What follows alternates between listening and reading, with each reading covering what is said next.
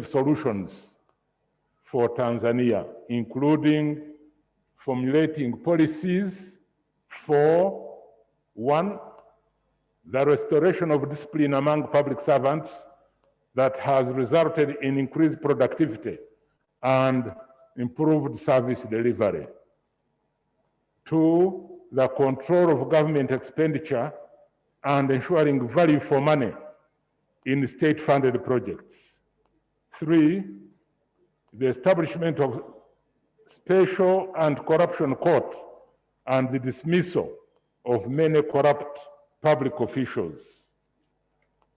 Four, the control and protection of natural resources, including the enactment of 3 mineral laws, as well as reforming the extractive industry. 5, cost-cutting measures that saw a reduction in foreign trips for government officials.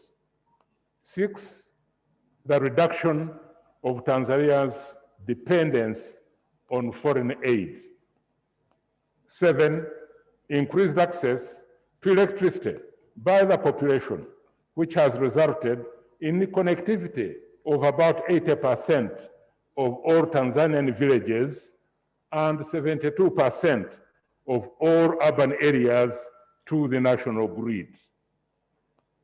8, the promotion of free education in all government-run primary and secondary schools.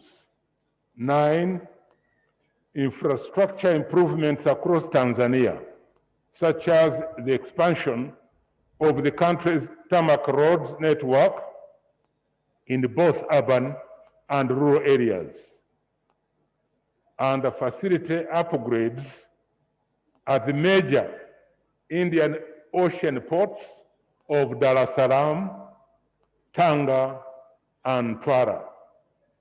And 10, revival of the national airline, Air Tanzania.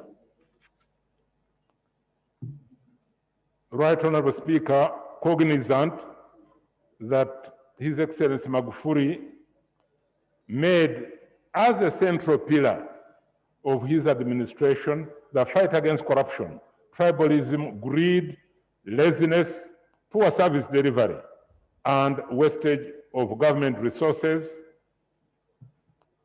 and redefined the role of the public service by inculcating hard work and service delivery as a tool for socio-economic transformation, with the motto of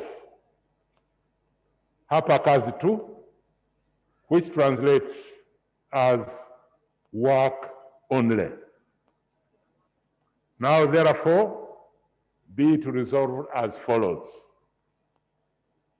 1, that Parliament of Uganda collectively conveys its deepest condolences to the bereaved family, the people of the United Republic of Tanzania, and Chama cha Mapinduzi for the loss of a distinguished leader and son of the United Republic of Tanzania. 2, that Parliament of Uganda takes cognizance of the dedicated service and contribution rendered by His Excellency John Pombe Magufuli towards the economic transformation of the United Republic of Tanzania and the East African region. Right Honorable Speaker, I beg to move. Thank you very much, Honorable Prime Minister. Is the motion seconded? Seconded by all the members of the House. Justification?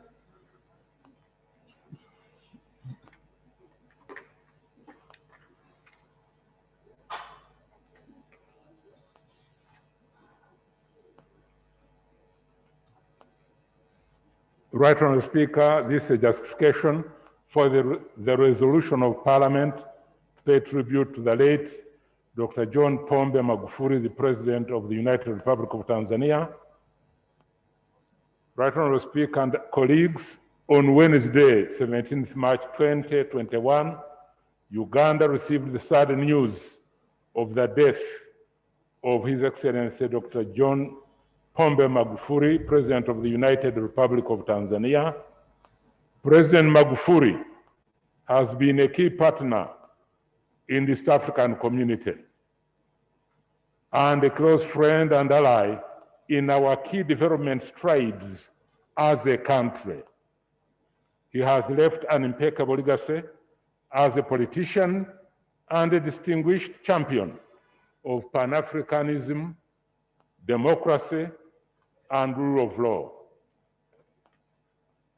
President Magufuli was born on 29th October 1959 in Chato, Tanganyika, presently known as Tanzania, to Mzee Joseph Magufuli and Mama Susan Magufuli.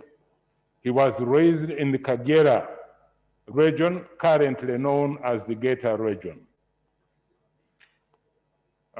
His educational background is that President Magufuli started his educational journey at Chato Primary School in 1967.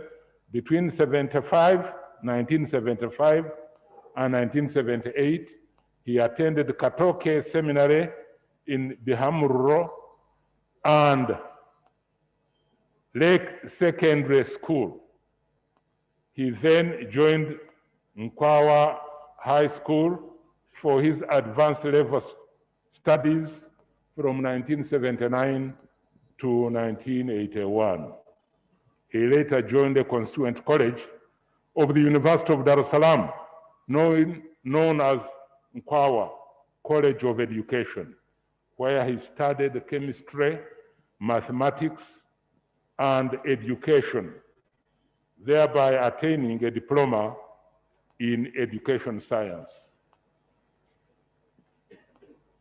Right Honorable Speaker, colleagues, in 1988, the late President Magufuli was awarded Bachelor of Science in Education degree, and specifically in chemistry and mathematics as teaching subjects from the University of Dar es Salaam.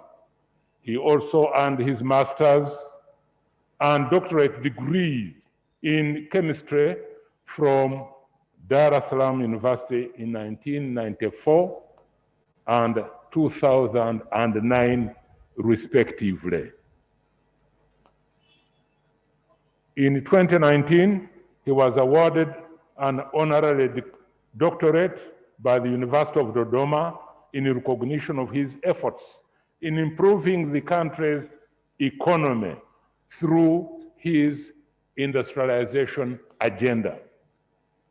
Right Honorable Speaker, colleagues, President Magufuli started his career as a teacher in Sengerema Secondary School, where he taught mathematics and chemistry between 1981 and 1982. He then joined Nyanza Cooperative Union Limited, where he worked as an industrial chemist from 1989 to 1995. He was then elected to represent Chato District as a Member of Parliament. Shortly after, he was appointed as Deputy Minister of Works. In January 2006, he was appointed Minister of Lands and Human Settlement.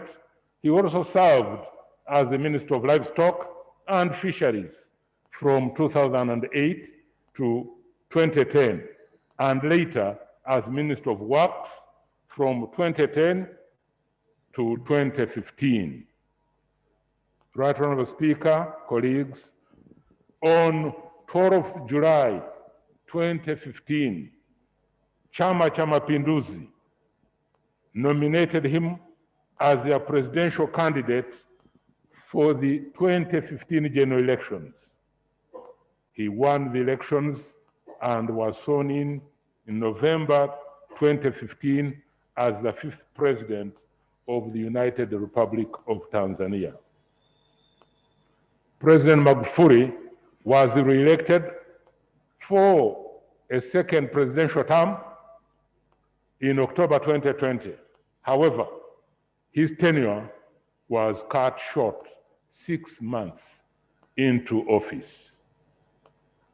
Right Honorable Speaker and colleagues, President Magufuli was a statesman who was globally recognized for his vision, ethical standards, and innovative solutions for Tanzania. He was a great reformer of government institutions, business, industrial relations, and political structures for the benefit of Tanzania. His anti-corruption platform attracted attention around the globe for his unyielding and high ethical standards when he established a special anti-corruption court and the dismissal of many corrupt public officials. He was also known for his pragmatic approach towards resolving complex situations and ensure the restoration of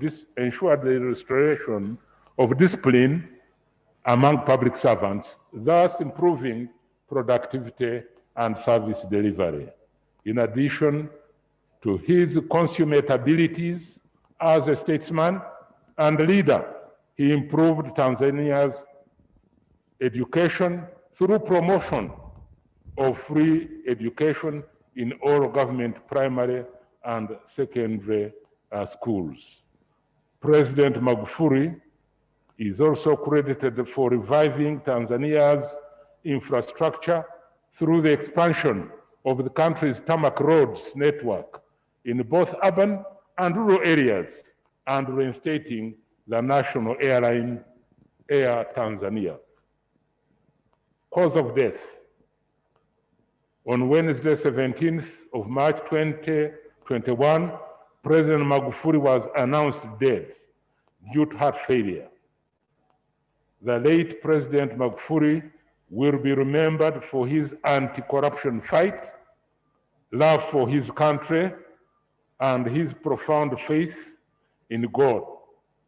He is survived by a wife and children. Right Honorable Speaker and honorable colleagues, we extend our sincere sympathies and condolences to the family, the government, and the people of the United Republic of Tanzania, the East African community, the African Union, and the world at large.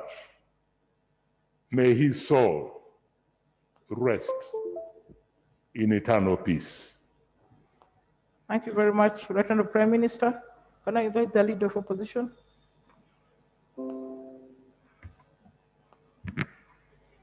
Thank you, Right Honorable Speaker.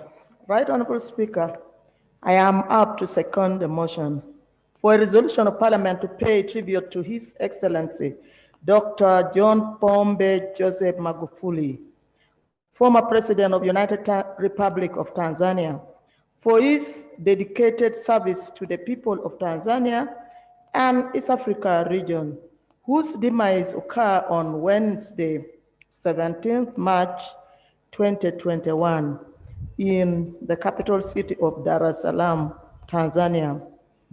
Dr. John Pombe Joseph Magufuli was the 5th president of Tanzania from October 2015, and he was re-elected in October 2020 for his second term.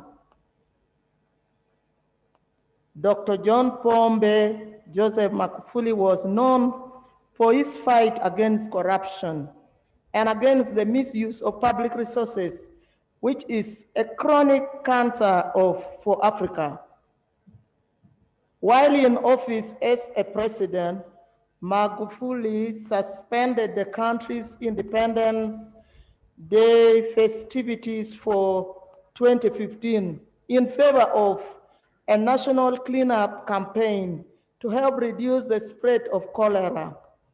The cost savings were to be invested in improving hospitals, and sanitation in the country. He stated that it was so shameful spending huge amounts of money to celebrate 54th years of independence when people are dying of cholera. In addition, he reduced the size of ministries from 30 ministries to 19 to help reduce costs. He also introduced a free education for all the government schools in Tanzania without paying fees, primary and secondary. Right Honorable Speaker, Dr. John Pombe Joseph Magufuli contributed to Tanzania's development whereby he was known for the implementation of massive infrastructure projects such as roads, increased electricity production, reducing the need for power, rationing, and standard gauge railway to connect the country with its neighbors, major highways, and bus system in the commercial hub of Dar es Salaam, Tanzania. Right Honorable Speaker, it is with great sorrow that we have lost a great leader who has lived an exemplary life to all leaders in the world, but more especially East Africa has lost a strong pillar. Dr. John Pombe Joseph Magufuli, your life has ended, but your legacy will continue to shine.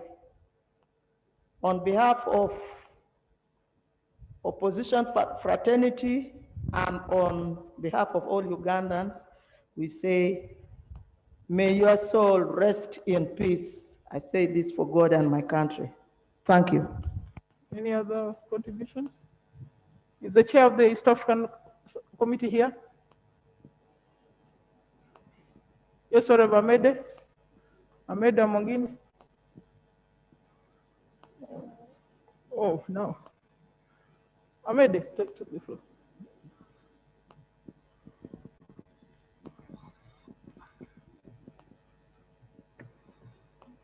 Thank you, Right Honorable Speaker. On behalf of the Committee of East Africa, as Vice Chair, I would like to thank the Prime Minister for the motion paying tribute to His Excellency John Pombe Magufuli, who left us. He was a transformational leader by choice. The lesson we have as leaders is that leaders have to have the vision to take those they lead to progression. And such choices entail sacrifice. Many times, we as individuals or persons, we like comfort zones. We don't want to go out of the way. Nowadays, we have a phrase, the new normal, meaning we're comfortable in the normal. But if we have to progress, we have to go beyond the new normal. So going beyond the new normal, this is what it meant for John Pombe Magufuli. He had to take decisions that were not comfortable with the many of his citizens. I remember as an officer of government, I had traveled for a security meeting in Dar es Salaam. And on one occasion, we went out to lunch, and the officers, the Tanzanians who had accompanied me, made a joke and said this restaurant was a very busy one. But you see, all the chairs are folded because of Pombeism. They were no longer allowed to go and have lunch in the restaurants and spend a lot of time there. there were mitigation measures for people to get lunch close by. The civil servants also were alleged not to have extra cash because travel abroad, some of the ways in which people make extra money had been cut off. Like the opposition leader has said, he postponed the celebration of some national function in preference for another activity. Honorable Prime Minister, I want you to pose this. How much money do we spend sometimes on national functions? As a government, do you know that officers of government descend on a small town, spend some time preparing for these functions, and the day of travel, all government officials and cars lead to that? What is the productivity of people sitting there and listening to a few speeches? How about that money was channeled into something else? To that, the lessons we have as parliament, as leaders, is to prioritize. We have many challenges, but we are not setting our priorities right as a nation. So can we prioritize as John Pombe Magufuli, then his leadership, his legacy, and transformational leadership will not go in vain. Thank you very much. Honorable Amungin, then Achia Bichetero.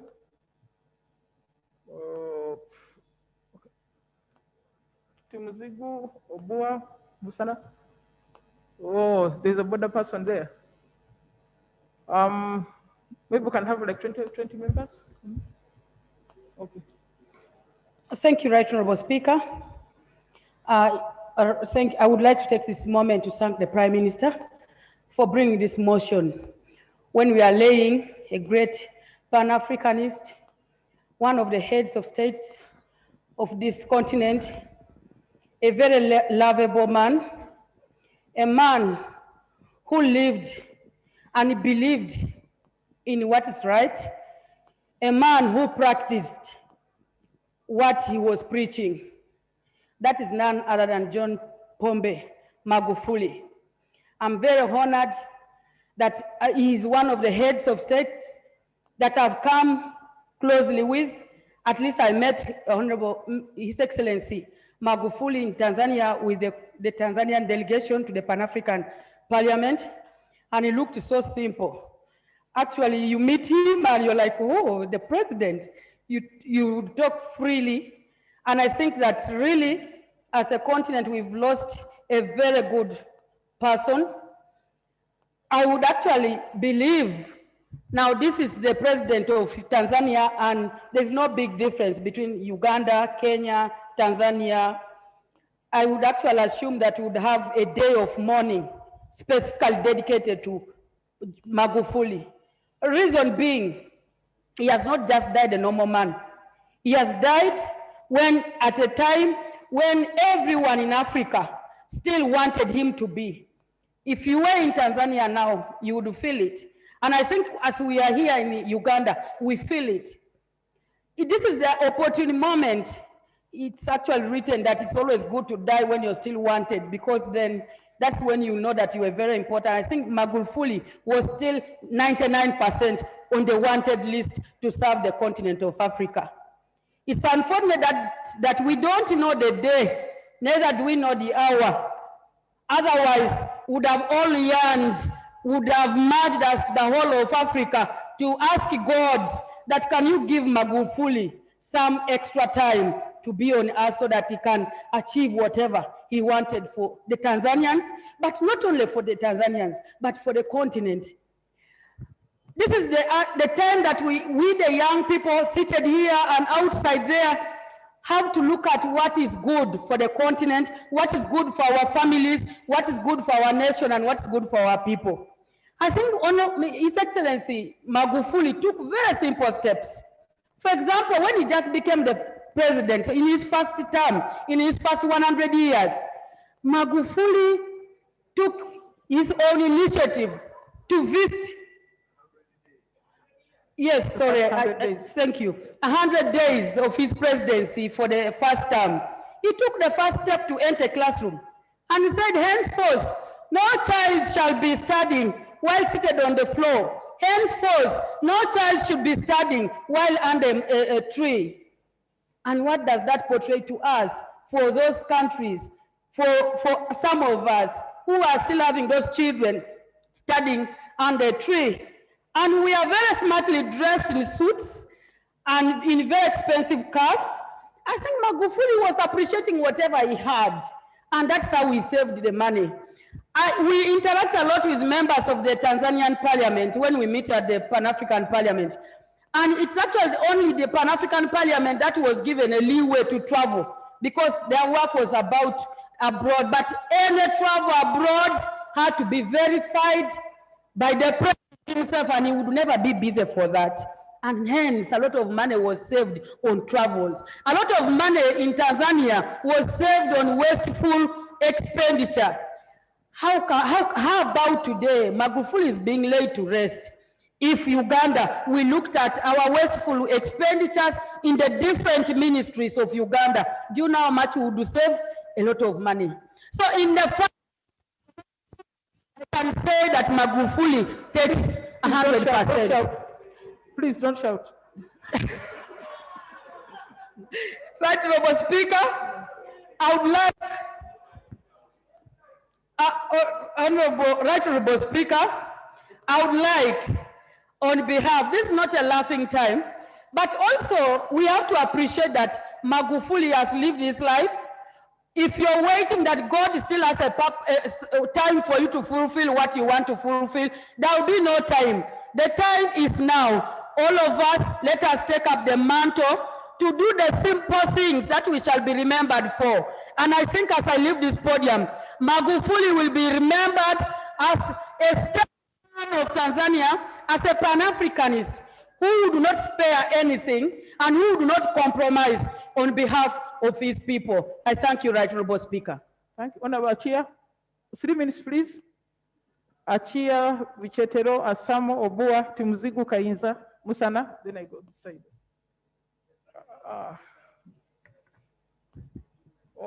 The neighbor. Thank you, Madam Speaker.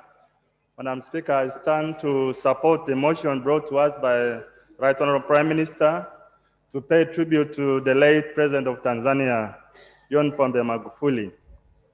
On a day like this, for young people like me, when an elder dies, you would try to talk about what you'll miss.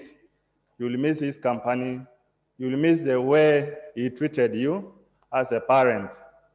For East Africans, I think we are going to miss Magufuli for going out of the way to defy the Western perception and lumping of Africans as being a failure, as being a people who are not focused to make a determination for their own future. Magufuli brought hope to the Africans and to the African continent, that we have a right and space to make things right for our people, to make things work for Africans. And that's what he did with so many of projects, ensuring whether in education, in health infrastructure, he did that. And Madam Speaker, on the second point, for a scientist, a classroom teacher, to do that, I think he followed the practical steps. I don't know how many scientists in our country are practical enough to provide solutions to so many problems that we face in our continent and in our country. Madam Speaker, I am touched by the so many works of Magufuli with respect to how he handled corruption. What he did, he went for non-conviction-based asset recovery, which means he put in place a bureau where civil servants, individuals who are suspected of corruption, would actually be investigated and forced to bring back what they have stolen. In the case of Uganda, we treat people with gloves. We tell them you have a right to be heard. We take them to court. We try them, we listen to them, we argue, someone is convicted, and it takes years to recover what is rightfully stolen from the people of Uganda. If there is anything to learn from the approach of Tanzania, I think Uganda, we have a window of opportunity to adopt the Tanzanian approach. They have what they call a PTCB, the Prevention of Corruption and Combating of Corruption Bureau, a bureau that actually is like a tribunal, as the Prime Minister said, that actually handles some of these things administratively. And there are so many results to that using that approach.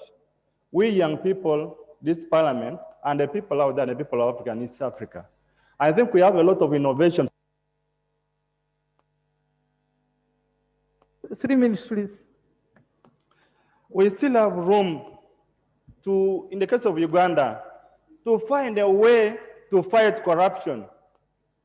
In many of our districts, corruption now is in the procurement, and we know this. In ministries, a lot of the money is stolen by our people through procurements and misprocurements, exaggeration. We know this. Why can't we do something? Maybe if we went the non-conviction-based asset forfeiture rather than the court approach, we can achieve a lot for the people of East Africa and people of Uganda. Okay. Thank you, Madam Speaker. Thank you. Honorable Chetero, followed by Honorable Asamo, Honorable Bua, Honorable Tumuzigu, in that order. 3 minutes, please.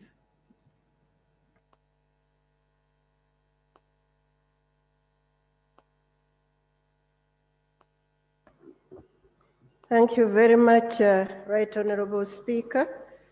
I stand to support the motion by the Prime Minister to pay tribute to John Pombe Magufuli, a person I got to know personally. President Magufuli was a leader who loved his people, Tanzanians, and did everything good for them and their welfare. The list of his achievements, Madam Speaker, within the 5 years that he was president are uncountable. He had zero tolerance for corruption. If I'm asked what leaf to pick and emulate from his leadership, I would choose and recommend that Uganda picks the hate that President Magufuli had for corruption and the way he managed the anti-corruption. Madam Speaker, I pray that the Almighty God rest his soul in eternal peace. Asamo, Obua, Tumuzigu. Yes, Abbott, I've seen you for the East African community. Yes, I've seen the neighbor in northern Tanzania. I've seen you.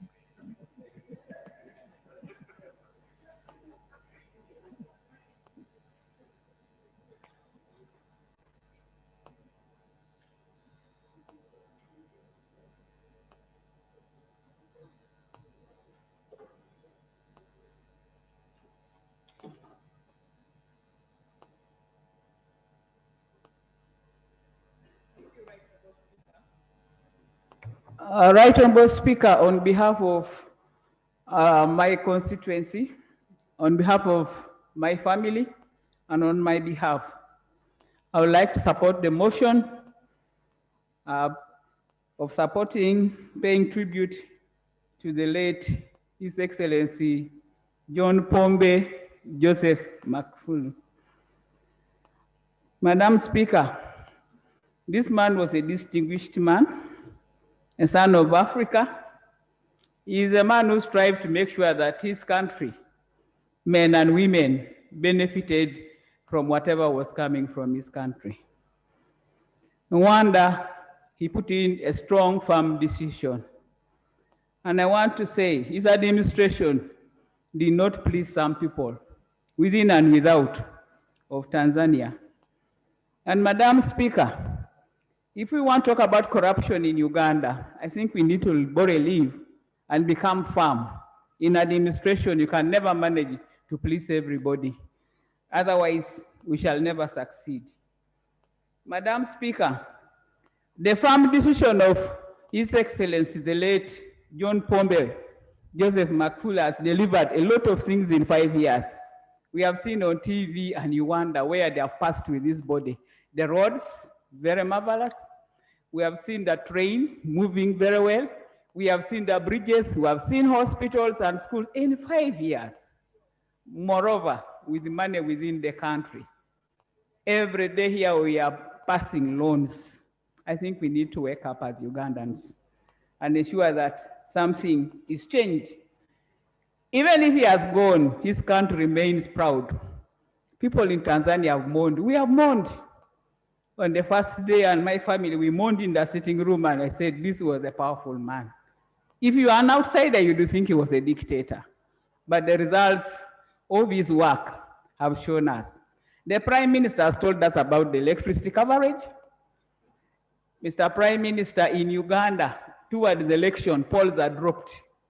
And I think we dupe the population that we are bringing electricity. At the end of the day, there will be no electricity. We need to change. And I want to thank Madam Speaker. This man had a strong vision. He would renegotiate agreements, even of 20 years. And one of the stories I heard was, I think people wanted to bring coal to do factories. He said, no, you buy the one of Tanzania. After all, it is us who will benefit. And I think that kind of negotiation, we need to begin thinking as a government of Uganda. Madam Speaker, as I conclude, it is my prayer that some of the good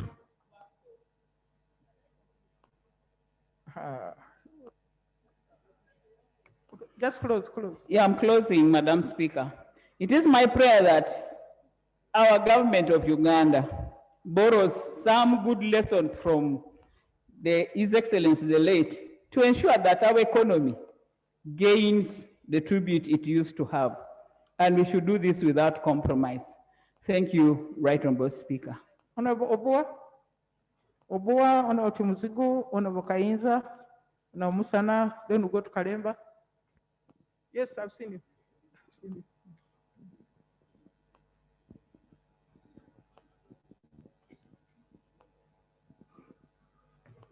Right Honorable Speaker and honorable members, I rise with humility to join my countrymen and women through this motion moved by the Right Honorable Prime Minister of the Republic of Uganda to pay tribute to the fallen head of state of the United Republic of Tanzania, His Excellency, Dr. John Pombe Joseph Magufuli. Madam Speaker, during my lifetime, I have never seen a sitting president passing on and the entire country weeps like the people in Tanzania are weeping at the moment. In John Pombe Magufuli, we saw a Pan-Africanist who believed in African solutions and African problems being solved by the people of Africa. He was an action-oriented leader. Where directives were needed, he directed. He was result-oriented. Where he needed to give instructions, he instructed. Madam Speaker, the death of John Pombe Magufuli leaves the people of Tanzania crying and weeping. But as a nation, we mourn with them. This was a leader of a time that came to fix some of the messes that the people had in the Republic of Tanzania. And he did it within a record time. No wonder heaven seems to be looking for good people. If you are too good in this world, you may go so fast like John Pombe Magufuli has gone. Because heaven is equally looking for good people just like the earth is looking for good people. John Pombe Magufuli was too good as President of the United Republic of Tanzania to die at the age of 61. At the age of 61, we mourn him. Because in the book of Deuteronomy chapter 90 verse 10, God has given us up to 70 years to live. If you are still strong, he gives you additional 10. But in the 10 years, the Bible says there is lots of suffering within the 10 years. So at 61, I stand to mourn the fallen leader of the United Republic of Tanzania, who died young. He had not yet even clocked the age stated in the book of Deuteronomy. I join you, Right Honorable Prime Minister. I join the Parliament of Uganda. I join the people of Uganda for mourning this Pan-African leader who believed in the Pan-African ideal, in the Pan-African principle, to mention but a few. Rest in peace, Your Excellency, Dr. John Pombe Joseph Magufuli. Rest in peace. Thank you. Now, Tumuzigu. Tumuzigu, Justin Kayinza, Honorable Musana, Honorable Kalemba, Macho. About, then I go this side.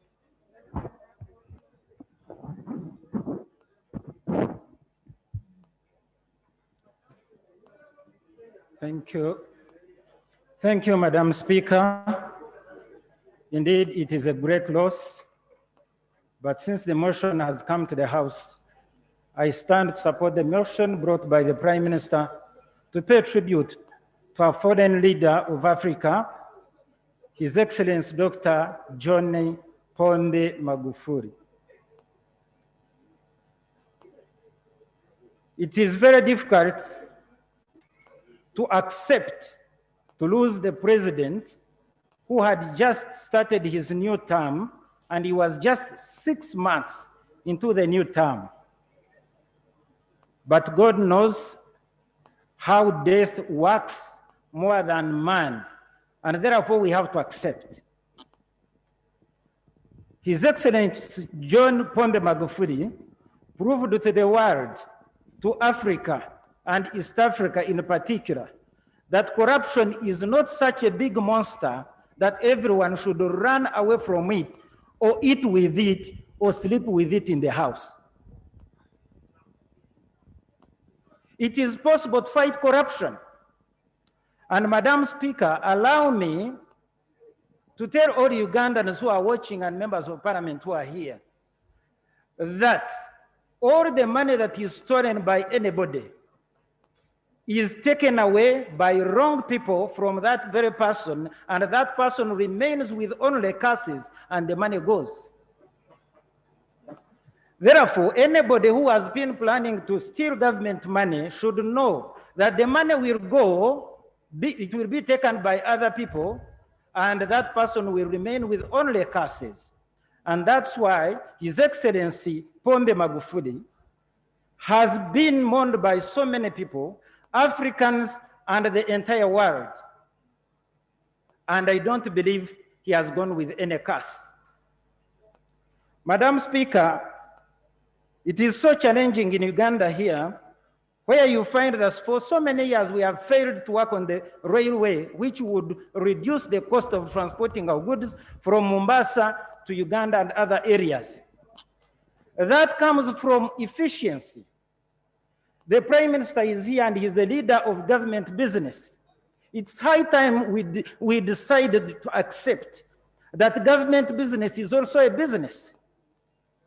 We get money, we get revenue from taxes, and we should spend that money and even remain with some balance. But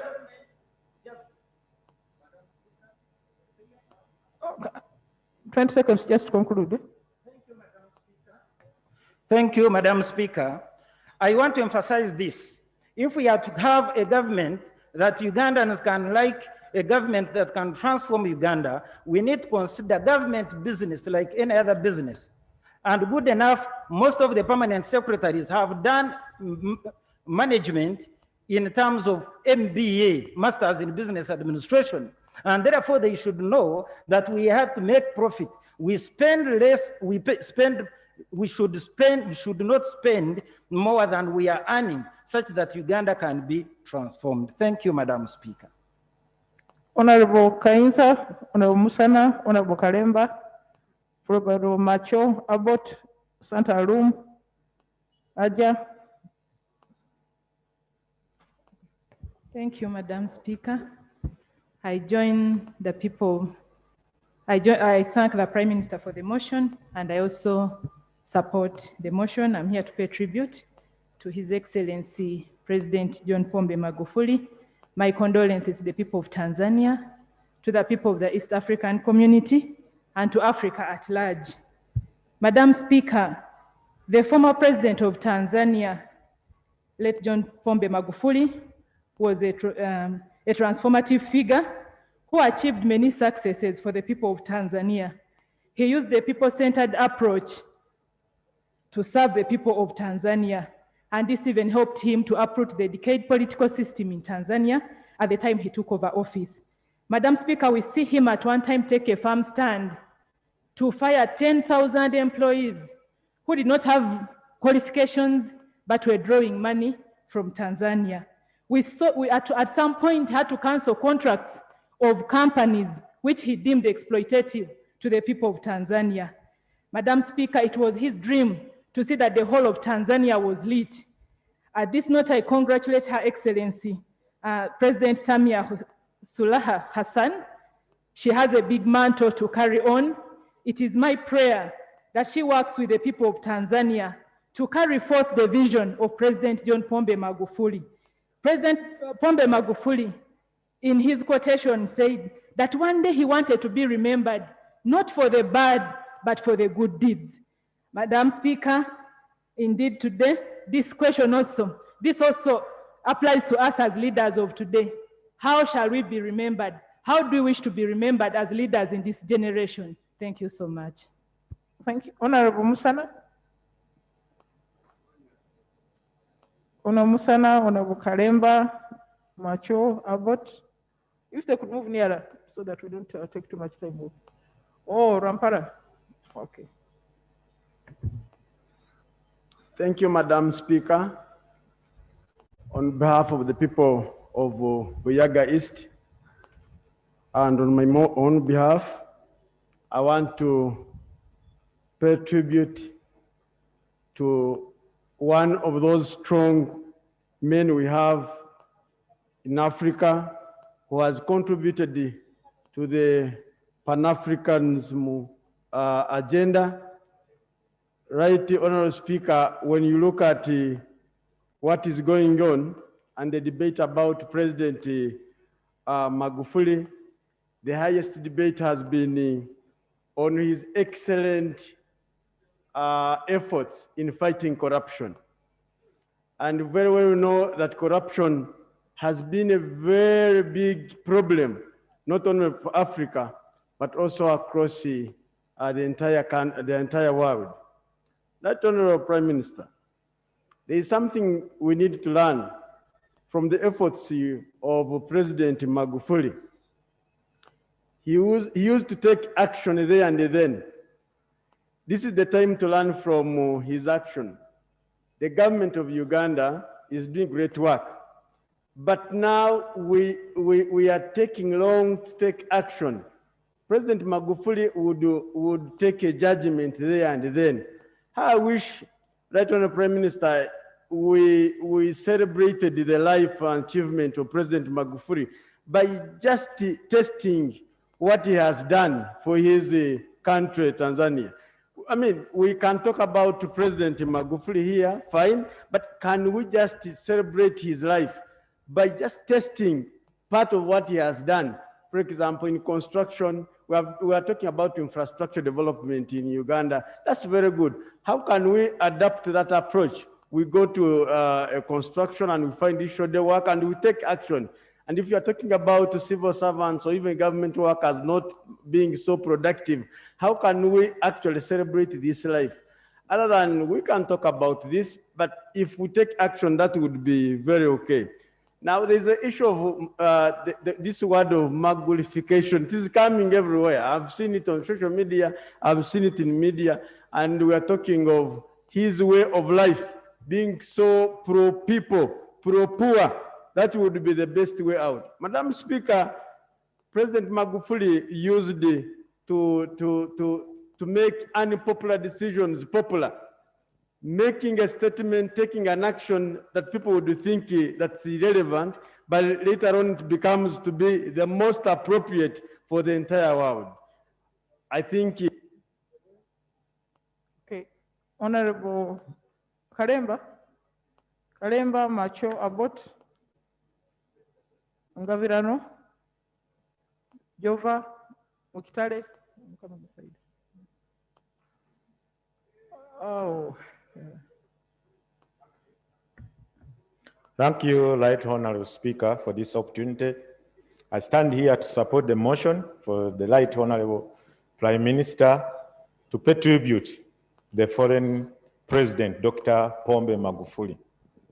On behalf of the people of Kakuto and on behalf of Ugandans, and being at the border of Uganda and Tanzania in Kakuto, we mourn Pombe Magufuli. I remember when he came to Mutukula, Kakuto, in 2019, on the issue of the pipeline, he was telling our president that Uganda, you are delaying because of the bureaucracy to award these tenders. He was saying, don't delay, you award this tender, start the project, and they recruit to Ugandans. But up to now, it was 2019, but now it is 2021. The project of the pipeline has not started, and the great man has gone. So I appeal to Right Honorable Speaker, Prime Minister, so that this project must be started. Secondly, help us in Kakuto constituency. We have a sub-county where you have to go through water, but we access the electricity to Nangoma sub-county, which you have to go through Mutukula, 140 kilometers through Tanzania to go to Nangoma. He allowed electricity to go to that sub-county. So, and the supervision, here in Uganda, we lack supervision. We give people jobs, contracts to work, but the supervision is very poor. The President Magufuli was making supervision and a respect for leaders' decision in the lower local governments. At the sub-county in Tanzania, when you go there, they make decisions which are respected at the national level. But in Uganda here, you find someone, a member of Parliament may go under conflict with the chairperson, with the councillor, and the president makes sometimes statements which conflict with the Parliament. So, but Magufuli was not like that. So I appeal the leaders in Uganda that let us respect leaders right from the villages up to the national level and respect the decisions made. That is how Magufuli became successful. So I appeal to the Parliament and Right Honorable Speaker, the Prime Minister, the leader of government business, to respect the lower local governments and take action as soon as possible. Where we delay, take action. We have made decisions here in Parliament, but they take long to be implemented. What is happening here? And I appeal to you. Thank you very much for this. Thank you. Honorable Macho, quickly. Macho, Abbott, Ouma. Let's finish in Gavirano, Kamateka, Mukitale. Then I move this side. Madam Speaker,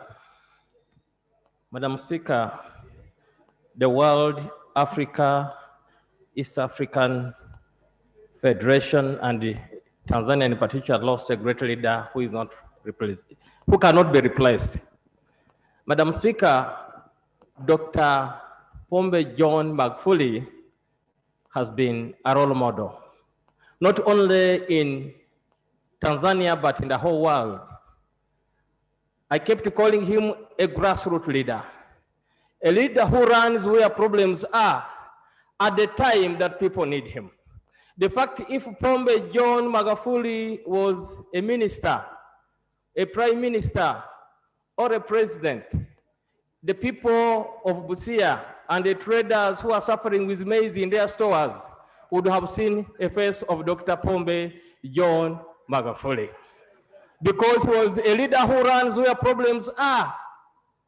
But as I talk now, 2 weeks down the road, every minister who is here looking at me has never moved down to see the people who gave us the votes in the NRM regime and they are selling maize. As they cry to God, they see no help. I pray, Madam Speaker, I wish the spirit of the late Pombe John Magufuli can dress the leaders in this country so that they behave like he was behaving. Right Honorable Speaker, Pombe John Magufuli I don't know what miracle was in him, that whereas we take 20 years and 30 years to do things in our country, he does it in 5 years. Every year, things don't come to its fullness. We make manifestos for 5 years, but at the end of every term, we come with the stories. Pombe John Magufuli, wake up and tell us what you have been doing so that Uganda can also fulfill its manifesto. Madam Speaker, some people thought Pombe John Magufuli was a joker, but he was a leader whom I think was sent with God to make sure that he transforms Tanzania into a middle income. Middle income in Ugandan leaders has been a language, and a language that is not coming true.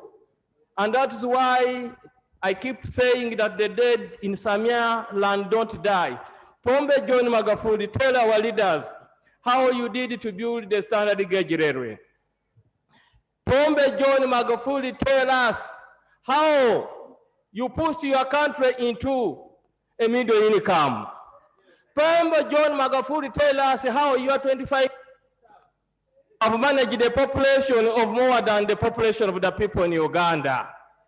Madam Speaker, this is a reality that Africa must wake up, and we copy attributes and characters and values of leaders of Pombe John Magufuli if we want to see the East Africa and Uganda in particular change. But however, as I summarize, tell God that we are praying for Kenya to change its character, so that it can allow the East African Federation to be a true federation that is not for pretending. Because you cannot do a wedding with your wife and you decide to go in bed in a wedding gown up to morning. This is what Kenya is doing to us. So, Madam Speaker, I want to rest my case, but I pray that let the leaders of this country and all leaders from LOC1 to the top learn from the late Pombe John Magufuli. Prime Minister, we invite you in Busia to see the maize rotting in store. Thank you, Madam Speaker. Okay. Honor Abbott Ouma, Ngabirano, Chibaria, Senyonga, Jova, Mukitare. I got this. Madam Speaker, on behalf of the Committee of East Africa Parliament of Uganda, on behalf of my constituents, and on my own behalf, I join the people of the United Republic of Tanzania following the death of their beloved President, Dr. John Pombe Magufuli.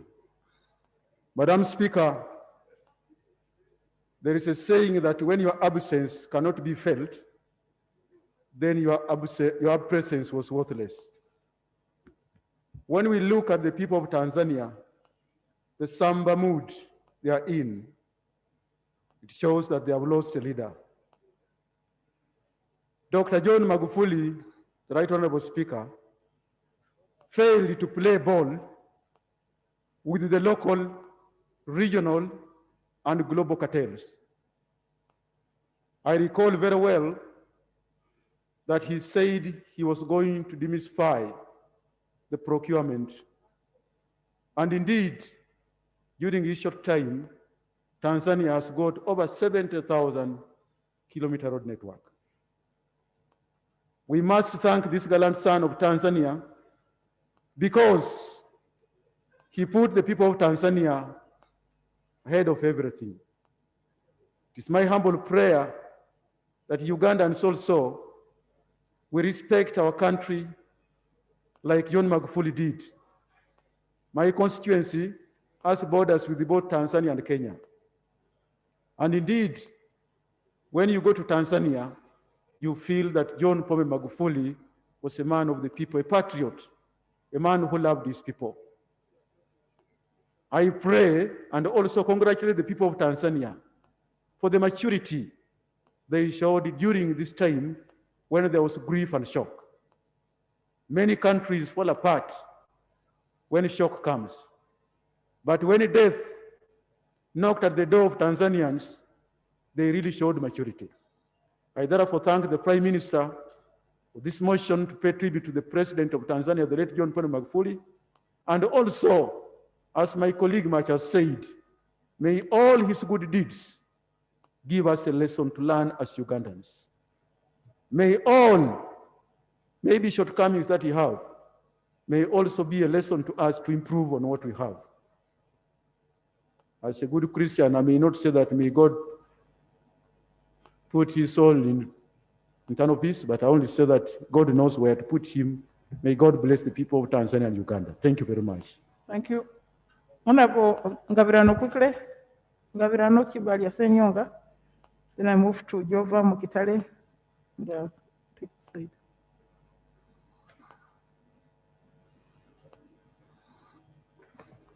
Thank you, Right Honorable Speaker. I stand here to support the motion, and I agree with the people of Tanzania and East Africa.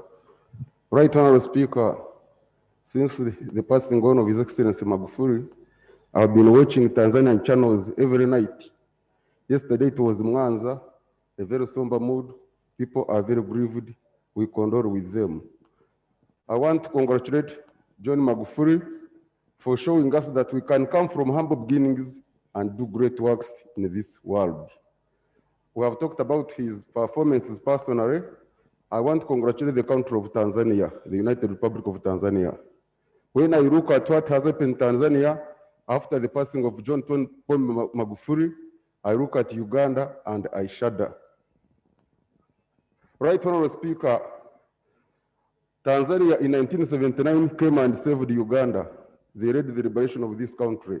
We learned something from them.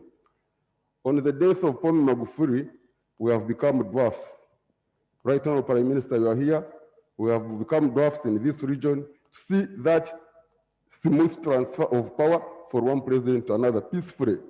Ugandans could not believe what they saw in Tanzania. All of us are in shock because of what happened, and we must do it here, Right Honorable Prime Minister. As the move of the motion, we have done many tests, we have done many exams, but we are failing on that angle. The death of John Pombe Magufuli, the transfer of power that has happened in Tanzania should be a wake-up call to us as Ugandans to learn from this experience and all the other lessons of John Pombe Magufuli, so that also as Uganda we can move forward. I admired Pombe Magufuli as a person. I followed him. I was his supporter. I neighbor Tanzania also. I'm very near the Tanzania border. I know what happens there. We have lost as Uganda. We have lost as East Africa.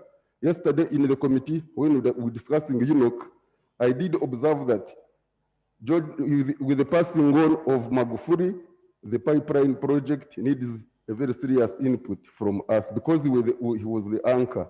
Therefore, I pray for his soul to rest in peace and pray for us, Ugandans and Uganda, to learn from the experience of Magufuli and Tanzania so that we can move forward. I thank you. Honorable Kibalia, quickly.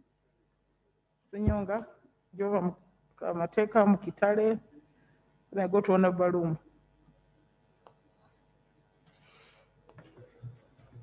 Thank you, Right Honorable Speaker. Right Honorable Speaker, I join the colleagues in paying tribute to Dr. Pombe John Magufuli. Right Honorable Speaker, Africa is mourning when you take time to watch the journey of John Pombe Magufuli as he goes to meet his creator. You really feel Africa has missed, and Tanzania has really missed a leader.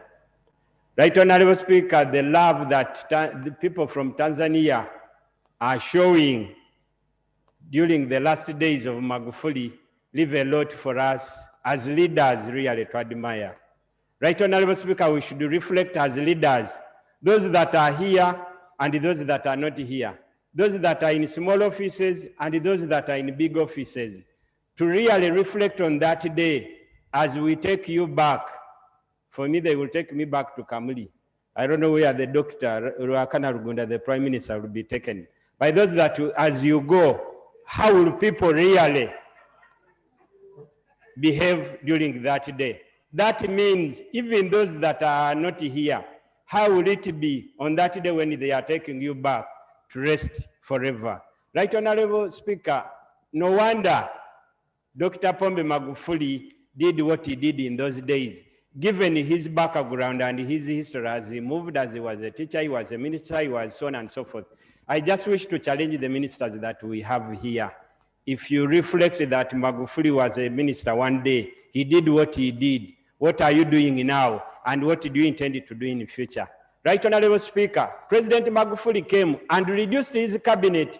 Tanzania is very many times the size of Uganda.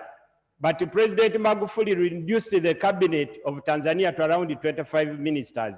I think that even removed this fear. You see now as people are campaigning for speakership, others are promising others to be ministers. Somebody is just coming to be a member of parliament. You say, when you elect me as a speaker, I'm the one that will talk to the press to make you a minister. Possibly if we had 20 ministers, this story would not be there. But now people know there are very many ministers, so they are promised they will be there. Right Honorable Speaker, President Magufuli managed the mafias. One of the greatest challenges and the virus that we have here around our president are the mafias. Is rightfully thinking of this? Mafias surround him and confuse him and tell him different stories. President Magufuli managed the mafias. He handled them very well and said, this is what I want, whether it's the right decision or not. Please. Just 1 second. As those mafias continue confusing Uganda's right honorable speaker, the prime minister is here. We need to see our president also walk the talk. When he says, I'm fighting corruption, let him not only come for celebrations of fighting corruption, let him chase those mafias. Which clay are they made of? What are they? Which stake do they have in this country? That every time they are the ones to be there to confuse the president, we are the right people. Now we are having the virus of SEC. SEC is saying this. They are mafias that are confusing the president, not anybody. So we just have to say, let the soul of President John Pombe Magufuli rest in peace, and let Ugandans, more especially the leader, since the Right Honorable is here, Right Honorable, convey our message to the president that we have mourned Magufuli. We want that time when we shall be, I don't want to say what I want to say, to have the president also celebrated during his last day in the way we are really celebrating the last days of John Pombe Magufuli. Thank you. Honorable Senyonga. Senyonga, Jova Kamateka, Honorable Mukitale, in that order. Thank you, Right Honorable Speaker. Right Honorable Speaker, I join my colleagues to second the motion to pay tribute to His Excellency Pombe Magufuli, the former president of Tanzania. Right Honorable Speaker, good enough, I worked as the chairman of the East African local governments when I was still a mayor.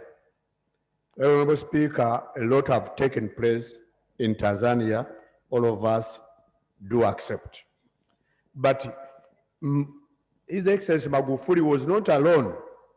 The people of Tanzania, civil servants, parliament, they all supported his new policies. I wish if we are lucky that this happened as a learning lesson when the NRM government has been renewing a new term for 5 years. Why don't we bow the leaves to fight corruption, to reduce unnecessary expenditure, so that we can also be seen as people who can borrow good experiences from our neighbors. This business of coming here and we blame the government, we are also part of the government. Let us blame ourselves. We see whatever is taking place and we are keeping quiet. Corruption is taking place everywhere, in local governments, government offices, and nothing is being done. Let me hope His Excellency is watching this. Let this wake up as Ugandans and say no to corruption. Good enough, we lost no to zero corruption last year, Your Excellency, the Prime Minister. And I think something good can be done to change this country for good without saying this is opposition, this is the ruling party. As Ugandans, we need panel beating so that we go back to our normal shape, so that we can see a better Uganda. For God and my country, as we mourn His Excellency Paul Bombe Magufuli, rest in peace. Thank you. Honorable Kamateka. Kamateka followed by Mukitale. Honorable Alum. Honorable Diayanga. Honorable Go and Honorable Ngeto. Thank you, Right Honorable Speaker. I rise to support the motion and join my colleagues in paying respects to the great leader, the late John Pombe Magufuli. Right Honorable Speaker, in the late Magufuli, we see the power of humility. He was a man for all seasons. We saw him on the streets talking to beggars and sitting down on the streets to pose with them. We saw him take the initiative to take collections in the church. He was a man for all seasons. His greatness as a leader did not stop him from relating with his people. He was developmental, and he fought corruption with the intention of making sure that every coin had its worth and benefited the people of Tanzania. He made sure that the laws of Tanzania were enforced without fear or favor, and they were not enforced selectively, as we see sometimes. The punishments were deterrent, and that's why he was able indeed to fight corruption. So we need firm enforcement of our laws in order to curtail the corruption that has eaten us to the roots. Right Honorable Speaker, we need all of us to put our weight behind the fight against the corruption if we will be able to transform our nation into middle income status, as His Excellency Magufuli was able to do for the people of Tanzania. He will remain a huge role model with lessons to emulate. Rest in peace, John Pombe Magufuli, for God and my country.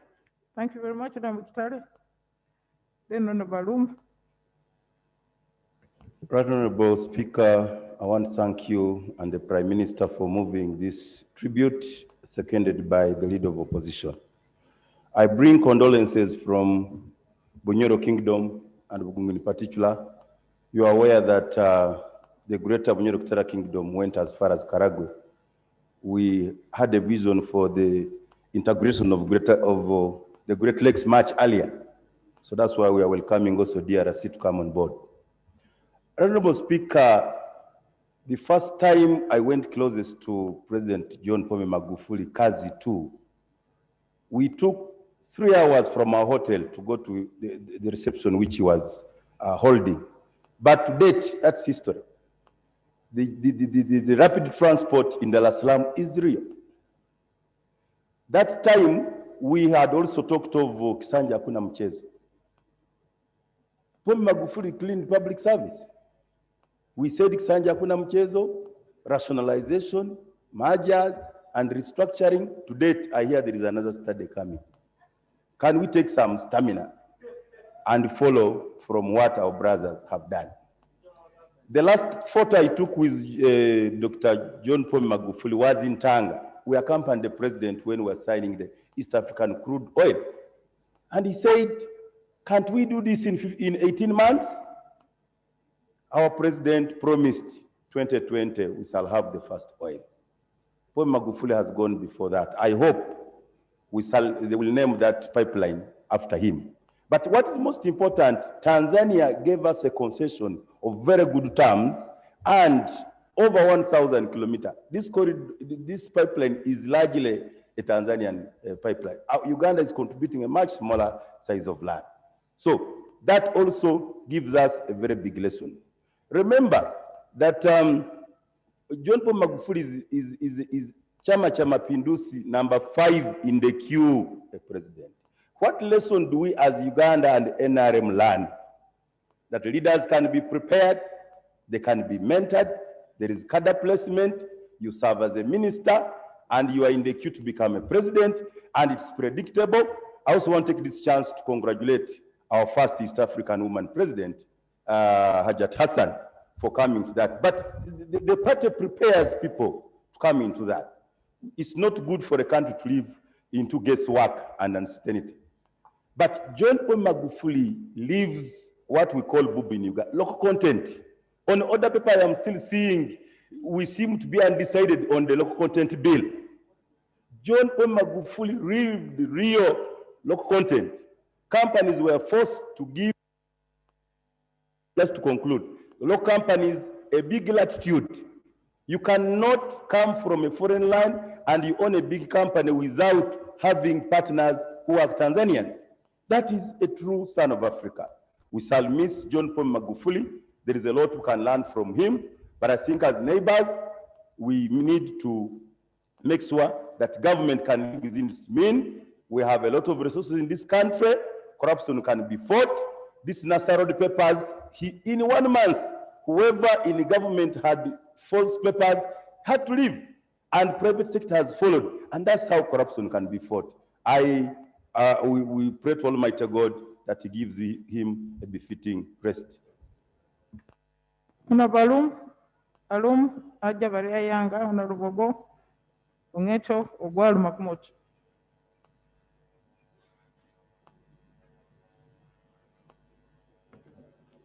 Thank you, Right Honorable Speaker. I stand to support the motion by paying tribute to His Excellency John Pombe Magufuli. Madam Speaker, the late John Pombe Magufuli left for us an encyclopedia within a very short period of time. As a leader in the sports fraternity in this parliament, Madam Speaker, I shouldn't leave this place without thanking him for supporting, widening, and deepening the cooperation among the East African countries.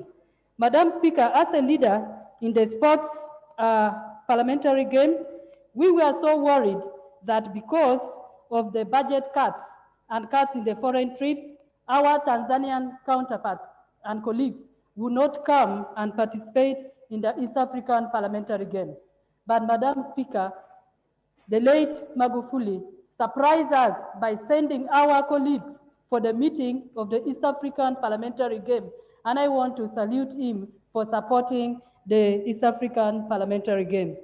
To Madam Speaker, as we mourn the departure of His Excellency John Pombe Magufuli, the mover of the motion cited that he was very instrumental in widening and deepening cooperation among the East African states.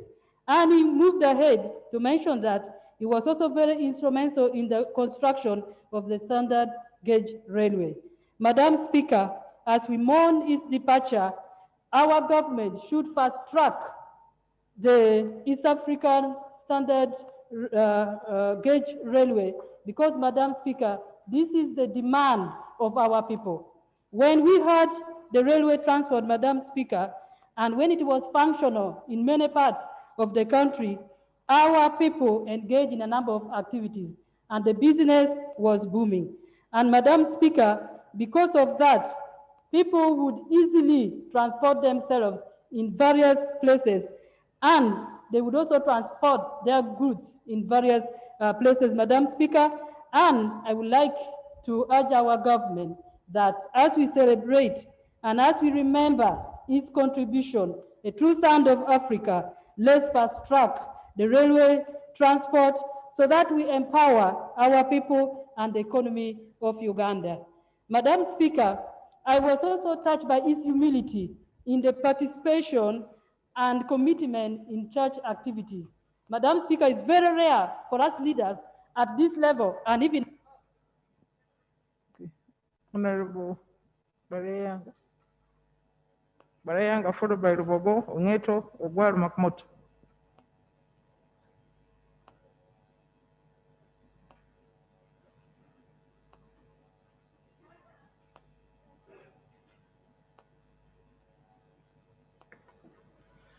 Thank you very much, Right Honorable Speaker.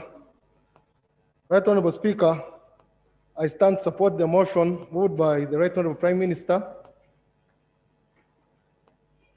to pay tribute to the late Pombe Magufuli. Right Honorable Speaker, I would want to first quote one of the professors who talked good about John Pombe Magufuli, Professor Lumumba. He talked Magufuli in terms of Magurification. And he said, I wish the whole of Africa could be Magurified. And what did he mean? We needed leaders, we need leaders in Africa who are corrupt-free and who walk the talk. The Magurification of Tanzania is because he had zero tolerance on corruption. And he would walk the talk. If you look at the 5 years he has been in power, over 500 kilometers of tarmac in those 5 years. Look at the new airport. He has made the Tanzanian airport much bigger and much better, and at a very cheap price. The railway, he has made the railway much better. Right Honorable Speaker, if we could also look at ourselves as leaders. Right Honorable Prime Minister, how I wish we could Magurify your cabinet. How I wish we could Magurify the civil servants. Right Honorable Speaker, how I wish this parliament would be Magurified. I know you're going to be Speaker again, for they will have trust in you that you will be. And how I wish your zero tolerance on corruption would be much bigger in terms of Magurifying it and making it much bigger step, Right Honorable Speaker. Right Honorable Speaker, when Magufuli would get to any place, people would know that if you're wrong, you would then know that today you're not going to remain in your job. If you're right, you would know that this time they will praise me. And you wouldn't take what doesn't belong to you. I therefore think we need more Magufulis in Africa. We need more Magufulis in business. If a businessman in Tanzania is doing business, he cannot try to cheat his way around. Because when Magufuli gets you, you know you're gone. You will not, you have to pay all your taxes. I'll not say much, but rest in power, Magufuli. Thank you. Thank you. Honorable Go, Onyeto, Ogwal Makmot, Gona Hassa, Nambisho. Close.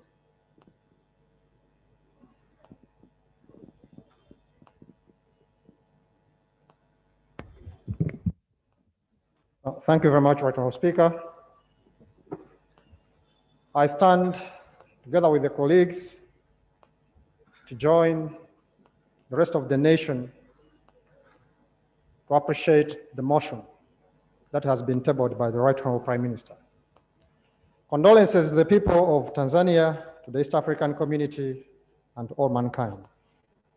Right Honourable Speaker, to talk about the life and the reign of John Pombe Magufuli, the departed president of Tanzania, to give the graphic account of his reign as president of Tanzania is like to audit the presidents of Africa and the leaders of Africa. And I think great lessons need to be learned. And just like every other person needs to learn, great lessons must be taken from the Tanzanian foreign president.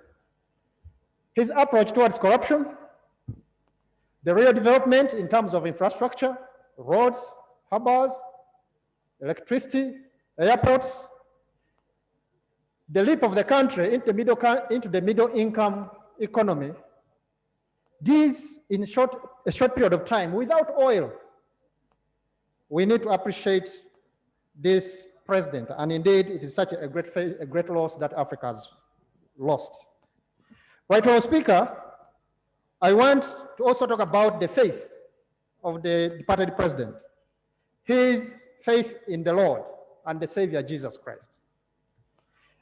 It is rare for leaders to talk about God, to talk about the Savior Jesus. But when this whole thing, the whole episode of COVID-19 came in, John Pombe Magufuli chose to trust in the Lord. Some people may have judged him wrongly. You know, the Bible says that the wisdom of God is foolishness to the world. But he was a man of faith. He believed in his God and his power to save. And I want that we carry the same faith to continue believing in our God. I want to talk about what the implication of the departure of this great man. Right, Honorable Speaker, all of us will depart one day. We have to. One thing is what happens next. You can never understand it unless you understand the Word of God. You can never understand what is going to happen unless you understand Jesus Christ and his power to save. When all has happened, you have to be judged. But John 3:3 says, no one will. Thank you. Honorable Ongeto. Ongeto followed by Ogwal, Makmut.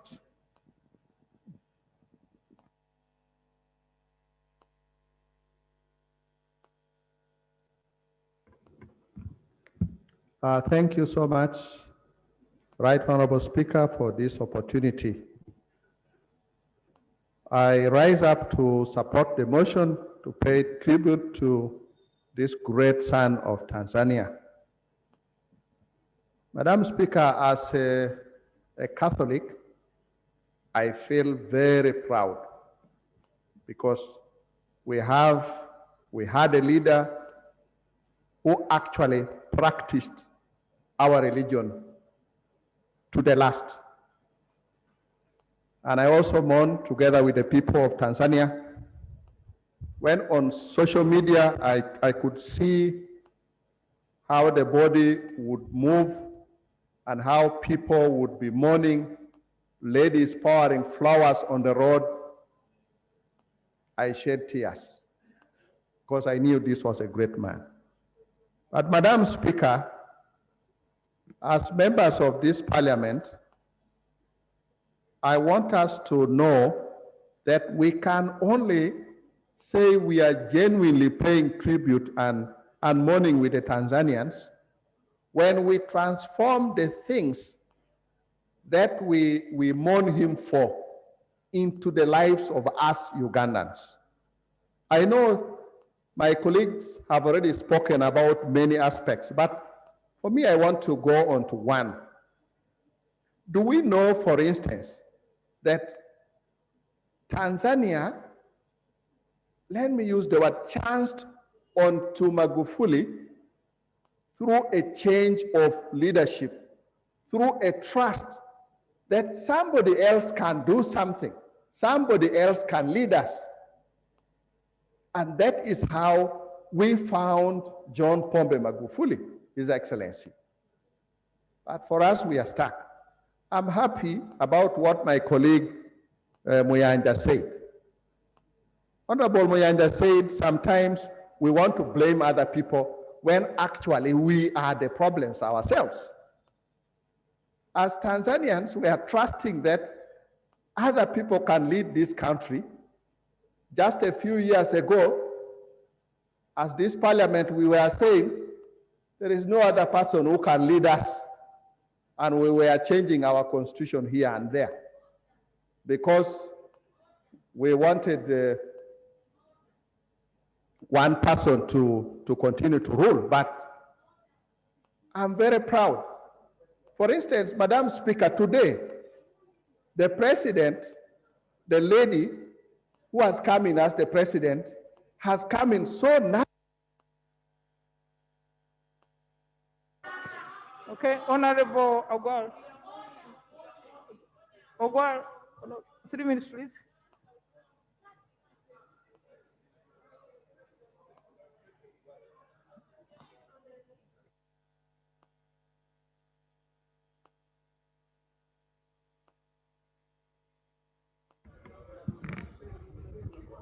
Thank you, Right Honorable Speaker, for giving us the opportunity as Parliament to pay tribute to the great son of Africa, Right Honorable Speaker, Ugandans have every reason to envy Tanzania. The first president, the late Julius Nyerere, left a giant footprint on the soil of Africa. And I'm glad that the president we are mourning today, or we are celebrating the life today, walked in the footpath of Julius Nyerere. He followed his nyayo. And if we were allowed to give him a title, today, as Mrs. Ogwa, I would have proclaimed him the first president of the Republic of Eastern Africa, because he would have transformed East Africa with the style of the management of the economy, the management of state affairs, that he was able to demonstrate in just 5 years to move Tanzania from a third world economy to a second world economy. We have been singing about moving Uganda to a second world economy. We have failed, but he has given us the solution. He has been able to show us, young as he is, he has been able to show us who are older that you can do it. Just check your excesses. Too much greed for money, too much expenditure where there should not be expenditure, unnecessary budget or unnecessary expenditure. We can eliminate that and redirect resources to building infrastructure, to touching the life of the ordinary people.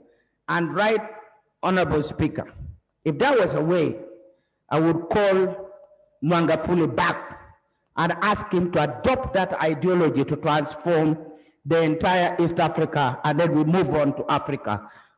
Africa has continued to mourn for Julius Nyerere. Africa has continued to mourn for Mandela. And I believe that we can make it if we can change our way of doing things. Right, Honorable Speaker? I've also learned his simple way of being an African. He wasn't anything special, despite the fact that he has achieved so much. He was so humble. Whenever he went to church, he entered like any other person. No AK-47 around him. No serene vehicles around him. Was an ordinary person, first among the many. And what makes it difficult for to be ordinary, Right Honorable Speaker? Just the last point, Right Honorable Speaker. While we mourn Magufuli, the president who has fallen, we should celebrate as Ugandans. I am so proud and so humble to see a woman so humble walking in the footpath of Magufuli, taking over from Magufuli. And I can assure you, and I believe God will demonstrate that putting a woman at a time when Tanzania and Africans are looking for qualitative leaders, I believe by faith, this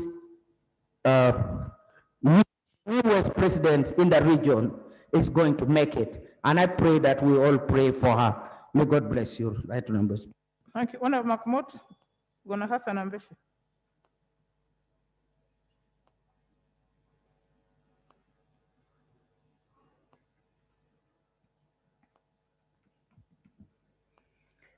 The Right Honorable Speaker, I rise to pay tribute and thank the Right Honorable Prime Minister for this motion, specifically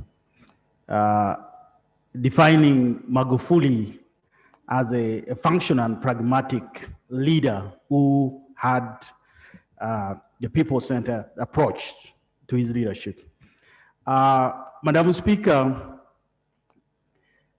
Magufulification, as was stated in my, I know a lot has been said about what he has done, but my thinking of what probably defines this man's success is initially actually when I heard the word Pombe, I actually, judging the book from the cover, my mind went elsewhere. But Madam Speaker, this was a serious man, and I think his life is an oxymoron. Madam Speaker, this is a man who defied conventional wisdom. This is a man who did not walk a fine line. Madam Speaker, I think this is the challenge for us in leadership today. I believe he was also a victim of the law itself. Madam Speaker, one of the things, and I think we have the will, we have the will, we can take an act of faith, as in John 12:24. Madam Speaker, with the leadership as a speaker that you've been, with the presidency that we have, with the power that you build, I think if you take an act of faith, we can make the reforms that is necessary. We do appropriation in this parliament. We make laws in this parliament. In most cases, it is the laws, it is the way we use public resources that really make things go the way that we've been complaining about. So, Madam Speaker, my appeal to us, all of us, is that let us magulify. Thank you. Thank you, Madam Speaker. Honorable Hassan, then Nambichi.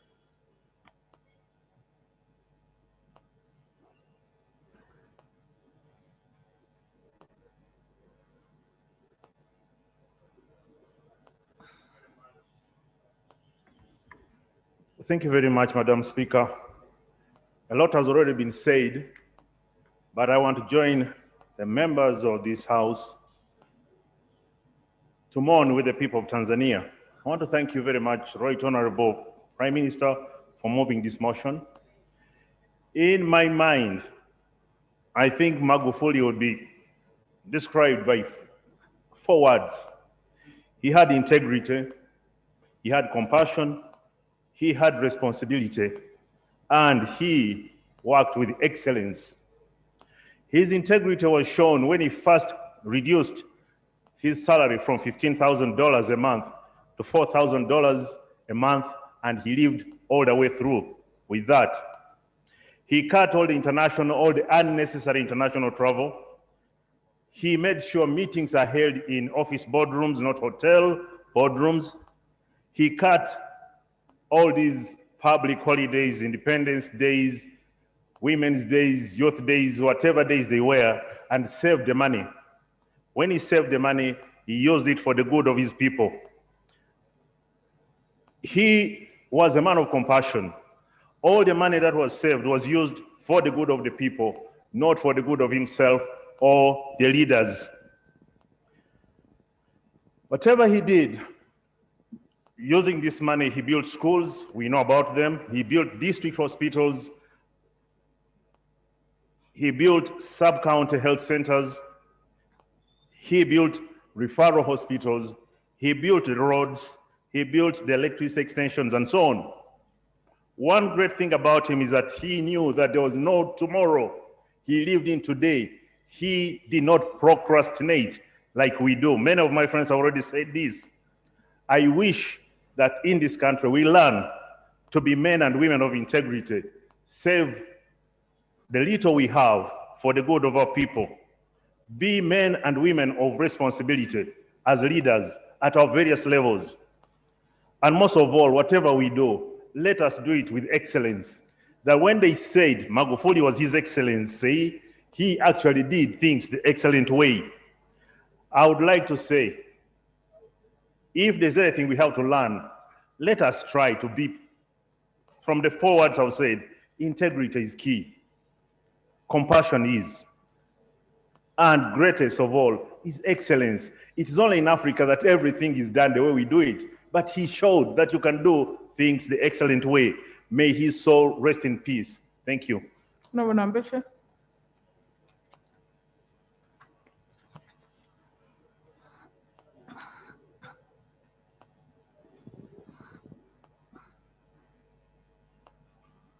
Well, thank you very much, Right Honorable Speaker. Let me join the colleagues, but I commence by saluting the mover of the motion, the Right Honorable Prime Minister, who ably enumerated the remarkable performance of the late John Pombe Joseph Magufuli. All those infrastructure developments that you enumerated were achieved in a duration of 5 years. And fundamentally speaking, even Tanzania becoming a middle-income economy, it was in one single presidential term. I wish that the Right Honorable Prime Minister would realize that this did not take donkey years of 35 years or even more to achieve. But Madam Speaker, as a country, the broom that the late Dr. John Pombe Magufuli used to sweep corruption out of Tanzania is an olive branch that we would borrow.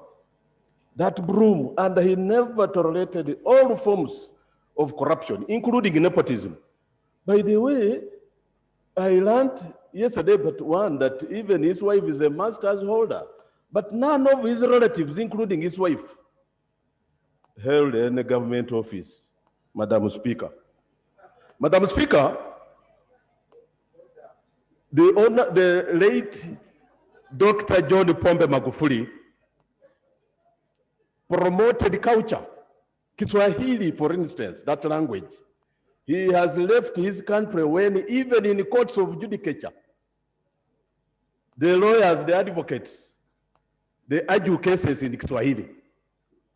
I remember him visiting Ethiopia, which is a non-Kiswahili speaking country. But they had to get an interpreter because he made his submission in Kiswahili. That was a demonstration in word by word and a deed that he loved his culture. This is a man who believed in himself. He believed in his people. He was loyal to the people. He was a patriot. He believed also in Tanzania. He hardly believed in neighbors. And that's why the economy of Tanzania benefited from this. By the way, as we talk, the current balance of trade is in favor of Tanzania. And if he had maybe completed his tenure of office, Tanzania would be the largest economy in this East African community. Madam Speaker, he refused to bow. Okay. Thank you. Honourable members, 24 members have contributed this motion. I put the question that the question be put. Those in favor say aye, the contrary no. I serve it. Now, honourable members, before I put the final question, I just want to say that we should pick a leaf from Hapakazi too, because for a country almost 4 times the size of Uganda, to have 80% electricity in the rural area, 79% in the urban area, what more can we say? Yesterday, I went to the Tanzania High Commission. I wrote in the condolence book that we owe an obligation to President John Pombe Magufuli to ensure that the pipeline project really takes off. Prime Minister, I think that's the best you can do for him because he really wanted it. So I put the question that this House to approve the motion as moved by the Prime Minister. Those in favor say aye, the contrary no. I serve it. Now, members, the clerk is instructed to extract the tribute and the Hansard and send it to the Tanzania High Commission for transmission to the United Republic of Tanzania. Next item. Item number 4, motion for resolution of Parliament to pay tribute to the Uganda Hippos under 20 for their exceptional performance at the 2021 Africa Cup of Nations in Mauritania. Can the young people come into the gallery?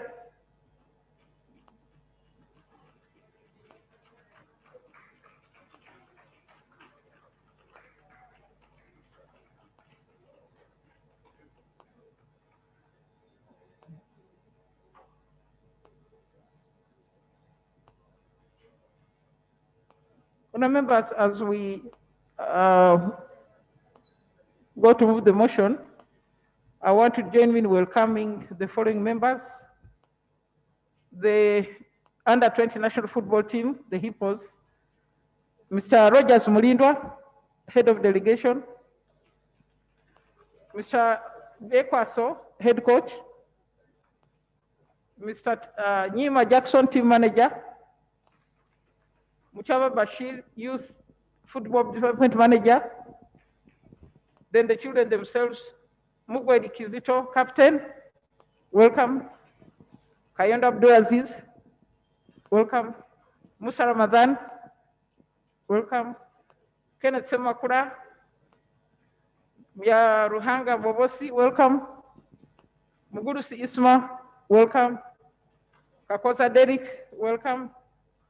Ivan Asaba, welcome. Yiga Najib, welcome.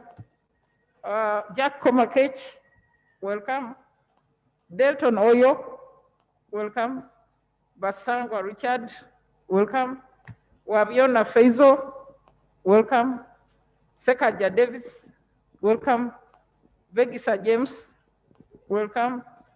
Sari Alpha Thierry, welcome. Simon Varigaya, welcome. The media team of FUFA, Alex Kasirie, welcome. Regan Mulekezi, welcome. Musime Conrad, welcome. John Musisi, welcome. A number of officials are absent.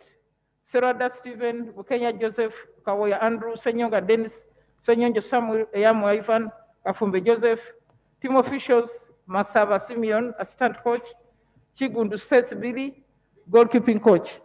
Can I invite clerk to read the item? Item number 4, motion for resolution of Parliament to pay tribute to the Uganda Hippos for their exceptional performance at the 2021 Under-20 Africa Cup of Nations in Mauritania. Can I invite Honorable Ambassador to move the motion?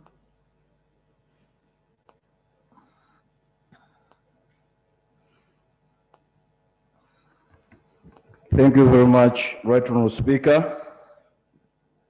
Right Honourable Speaker, I stand to move a motion for the resolution of Parliament to pay tribute to the Uganda Hippos Under-20 national team for their exceptional performance at the 2021 Africa Under-20 Cup of Nations that took place in Mauritania. Right Honourable Speaker, this motion is moved under Rule 55 of the Rules of Procedure of Parliament. Whereas the Constitution of the Republic of Uganda, 1995, under the National Objectives and Directive Principles of State Policy, mandates the state to promote recreation and sports for the citizens of Uganda. Aware that Uganda's Under-20 national team for boys, the Uganda Hippos, made their debut appearance at the 2021 Africa Cup Under-20 Nations, which took place from the 14th of February to the 6th of March 2020 in Mauritania, recognizing that despite being one of the unranked and poorly facilitated teams at the tournament, the Uganda Hippos beat all the other teams in the group stages and the semi-finals to play against Ghana Black Satellites in the finals. Appreciating that the Hippos were the second best team at the tournament, which performance underscores their determination, faithful persistence, and patriotism, acknowledging that this achievement presents a unique opportunity for the government and all stakeholders to further the promotion of physical education and sports in Uganda, especially among the youths. Concerned that whilst the Hippos were away on national duty, the Uganda Certificate of Examinations commenced on 1st of March 2021, and some of the players who are in Senior 4 have missed sitting for these examinations. Now, therefore, be resolved that 1.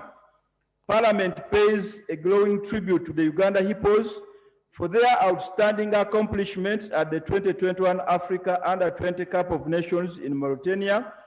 Number 2, Parliament urges government to allocate adequate resources to the development of sports in Uganda.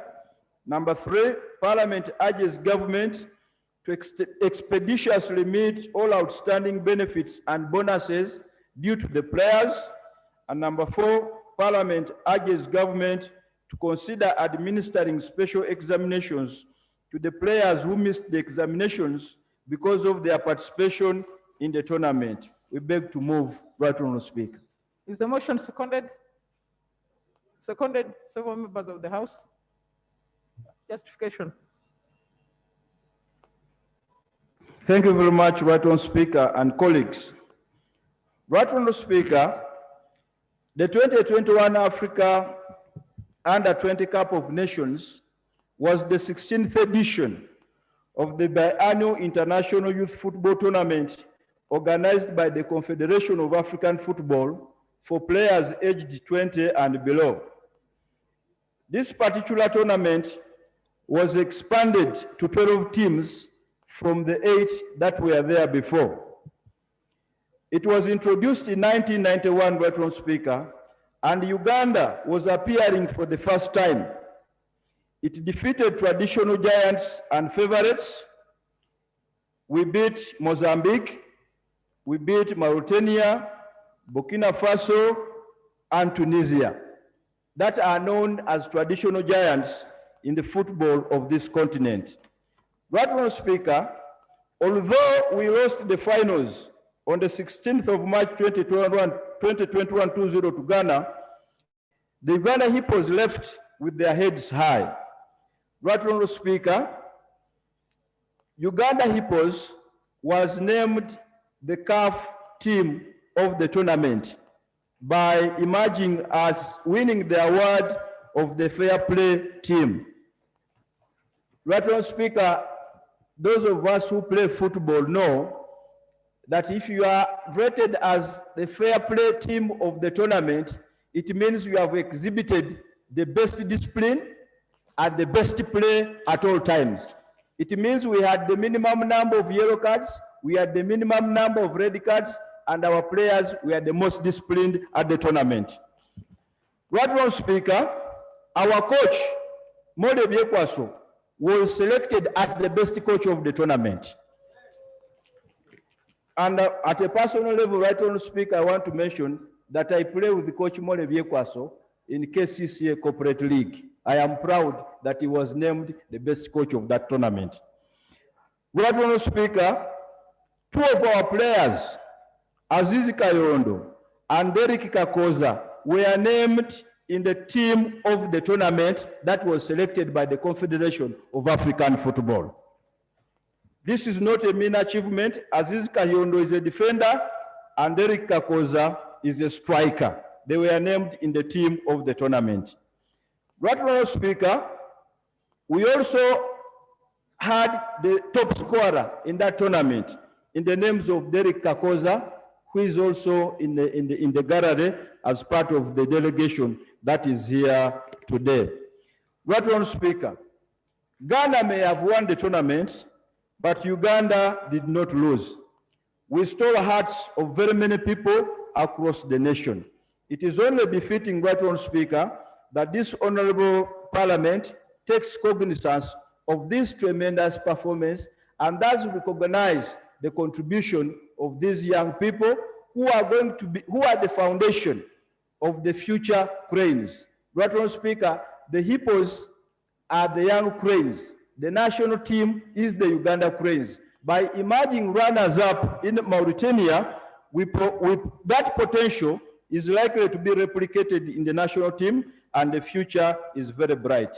Right Honourable Speaker, I therefore have no reservations in moving this august house to pay tribute to these young boys and to pray that the prayers in the motion be considered by this august house and parliament. Right Honourable Speaker, we beg to move. Thank you, Honorable Alban.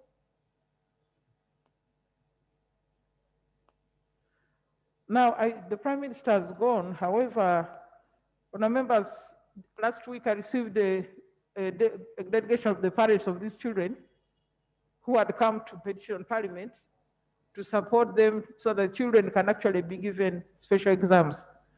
And as you know, were it not for COVID, the exams would have been taken last year in November.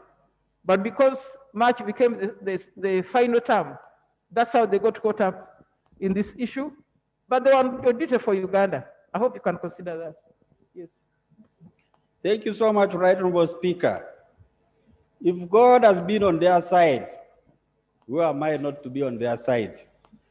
Right Honourable Speaker, I am here standing confidently to second the motion for a resolution of Parliament to pay tribute to the Uganda Hippos under 20 for their exceptional performance at the 2021 Africa under 20 Cup of Nations in Mauritania.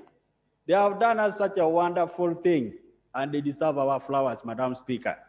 We have done a great thing as Uganda through this team. Right, Honorable Speaker, I and Honorable Asman do play in the parliamentary football team. When I give a pass to him, you can be sure it is a goal. And therefore, when we bring hands together as a country, Madam Speaker, we shall be scoring highest, even at the world level. Right, Honorable Speaker, the Uganda Cranes will not perform very well if we do not nurture the under 20 teams, if we do not build the academies, football academies in Uganda. And therefore, it is a call to me, actually, going to government, that please let us establish academies in all regions of Uganda so that we attract talent from across the country. Our team at the national level needs to take that nationalistic character. And therefore, this can only start well from this level. Right, Honorable Speaker, this team has done us pride. Just like Joshua Cheptegei is doing us a lot of work, they are doing the best for this country. Right, Honorable Speaker, going to West Africa, going to those countries where football is the song of everybody, Madam Speaker, it is not easy to beat them. Talk about Burkina Faso, talk about Nigeria, talk about Benin, talk about Tunisia. When you're a debutant, you are just making your first appearance and you win and you go to the level of a final. Moreover, remembering that they changed a certain team, I don't remember, I think it was Tunisia, 4-1. That was a very big achievement. Madam Speaker, that was not easy. I have ever played football, I know what it means. I'm still playing football. For you to run well, sometimes people want to enjoy at the sidelines. Then they complain, you should have passed to the other one. But they don't know what it means to pass that pass to the next person. Sometimes you can get confused. They never got confused. Right, Honorable Speaker, this team did the best. They did their part. As a country, as a nation, as a parliament, ours is just to energize them through this resolution, to recognize their effort. This one adds the fuel so that they go long and see the country win even at greater and higher levels. Madam Speaker, before I sit down, we cannot do without thanking the minister, State Minister for Sports. You see, it is beautiful to make changes sometimes. We've got a new minister, things are starting to happen as well. Madam Speaker, that is the beauty of having a new, yes, some people have some talents that are hidden. Like for me, there's a talent which is in me that you have not yet known, Madam Speaker, but I am talking about the minister's talent right now. Honorable Obua, I want to salute you. From the time you joined that docket, things are already taking a certain shape. By the time you take 20 years there, I'm quite sure we shall be winning World Cup. Madam Speaker, we also want to appreciate the head coach. We want to appreciate the cooks. If the players eat bad food, I can assure you, they will fail on the pitch. It was a contribution of everybody and not just one person. I beg to move. Thank you. Let's have a few comments. Minister for Youth.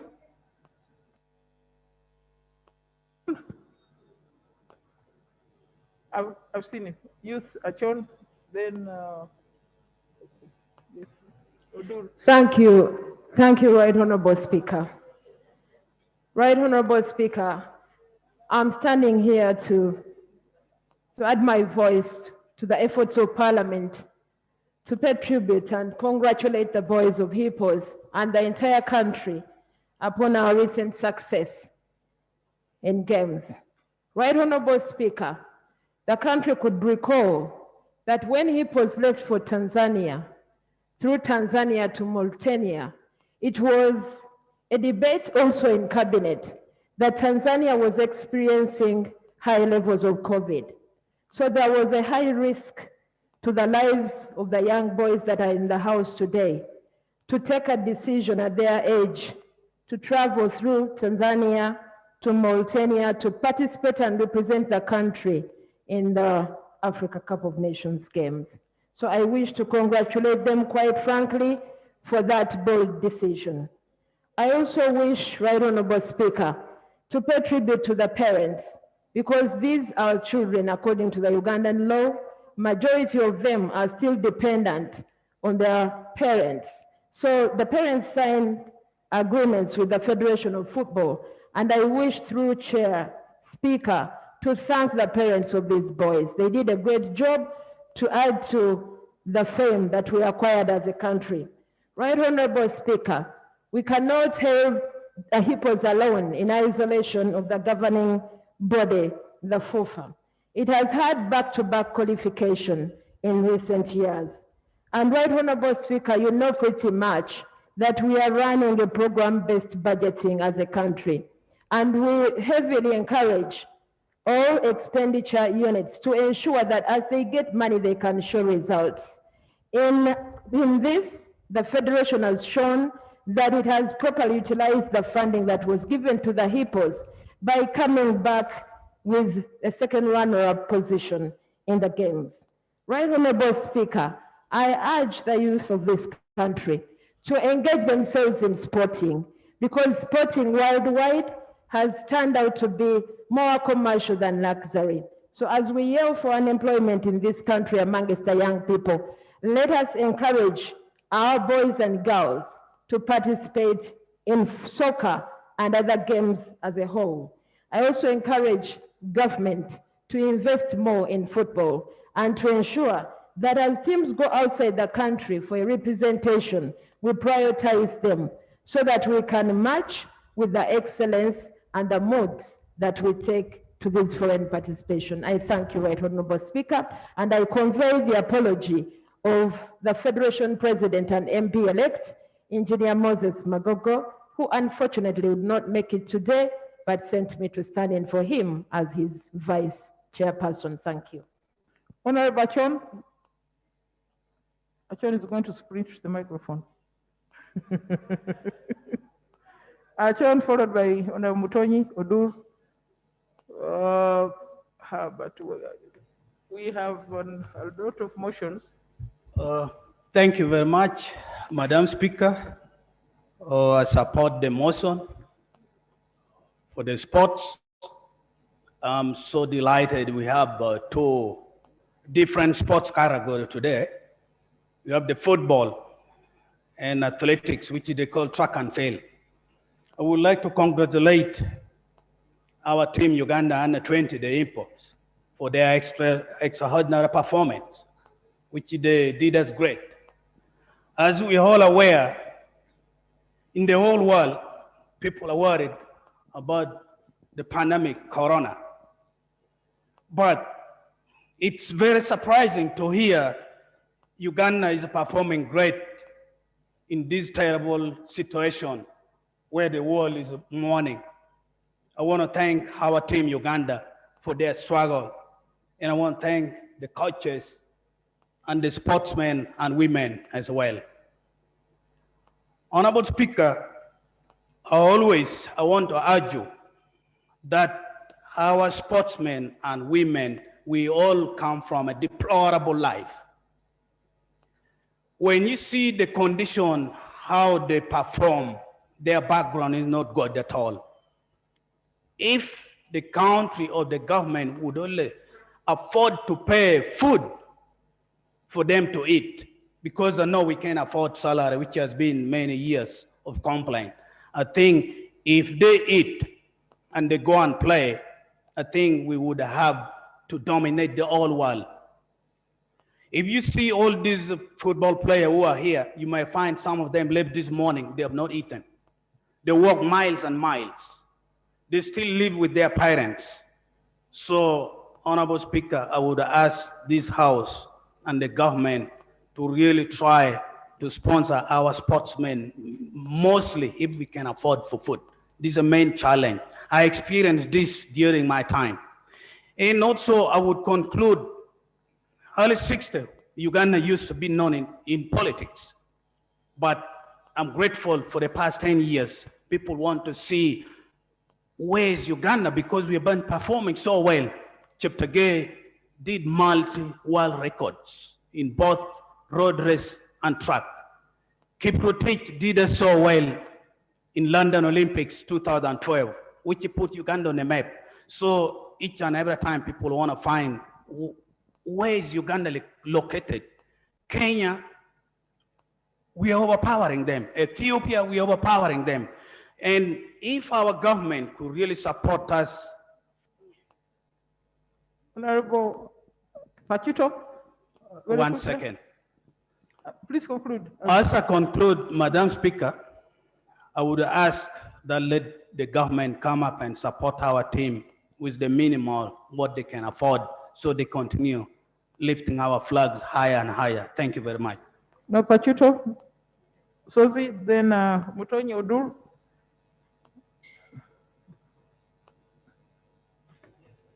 Thank you, Right Honorable Speaker. Right Honorable Speaker, allow me to join fellow colleagues here who have congratulated the under-20 Hippos team, national team. Right Honorable Speaker, I want to thank the government in a way for promoting sports.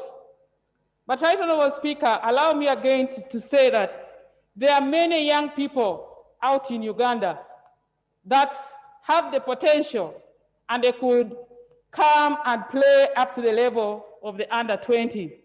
But because of the poor conditions out there, especially at the local district level, the support towards schools or even different teams in the communities is still lacking. And this is so because of the undercuts, the cuts that we get in the budgets. After approving the budget, you find a long way as they're implementing the budget is cut. I would want to implore the government of Uganda, after this good performance by the under-20, that the sports ministry be more supported. And if there are any budget cuts at all, it should not affect the sports ministry. Because sporting promotes Uganda and markets Uganda, just like tourism does. Therefore, I want to implore members here that we should support this activity and this ministry more seriously, that now we are in the budget process. I thank you, and I congratulate the under-20 once again. Thank you. Thank you. Honorable Sosi, quickly. Then Mutonyi and Odur.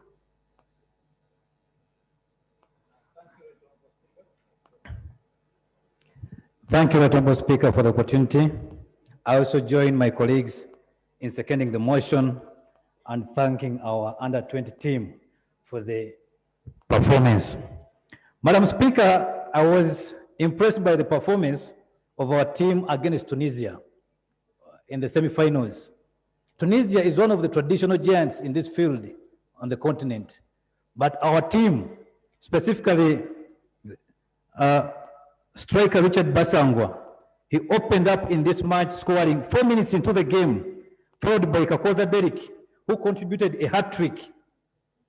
Thank you so much. That was, you deserve a standing ovation. Through you, Madam Speaker, I'll request Richard, this is Richard Basangwa and Kakoza. That performance you exhibited, it was indeed a colorful one for our country. You defended your country under Article 17 of the Constitution. A second, Madam Speaker.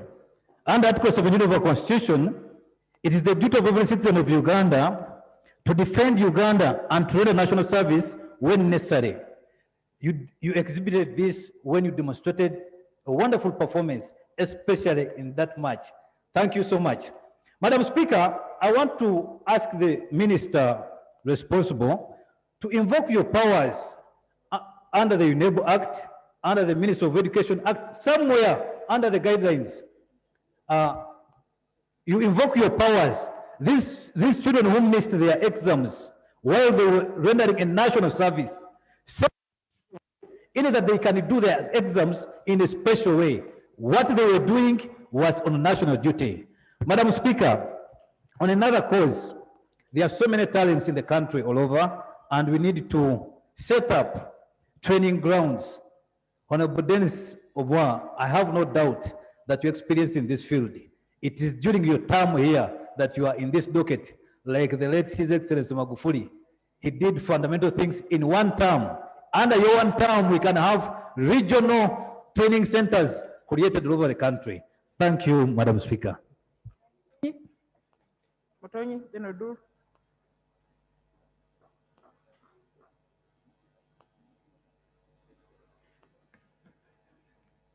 Thank you, Madam Speaker. I join my colleagues to second the motion and to pay tribute to our national team of the Hippos and to congratulate them on having brought us pride in our country. I really congratulate you, my grandchildren, and thank you very much. I may be old, but I want to inform you, like I did last time, that a former national netball player. So when I get my grandchildren coming up, they are not netball players, but they are for games. I want to encourage you to continue in the same spirit. But Madam Speaker, what is going to discourage these young people is because, like those who have missed their exams, how will they get the courage and the heart to represent our country again? Because this is really embarrassing. Madam Speaker, these children, the senior fours, are going to repeat a class because in Uganda, our exams are for promotion. So are these children going to repeat the class, or they will, I don't know what is going to happen to them. This is also going to discourage the parents who have been allowing these children to go for practice and to play for the country. How shall we persuade the parents when they are going to pay school fees again for these children who have missed their exams? Madam Speaker, I am sure you can do something by directing the minister, and then they also direct UNEB somehow in order to give these children their exam. Madam Speaker, we need to tap the talents from up country, but our stadia in different regions are below standards. And if you don't play in a big stadium, you cannot compete in a big stadium outside the country. You will not have the stamina. So I request the Minister for Sports to make sure that they bring a budget here so that we can improve our stadia regionally, like the stadium of Mbale is left to the dogs. Madam Speaker,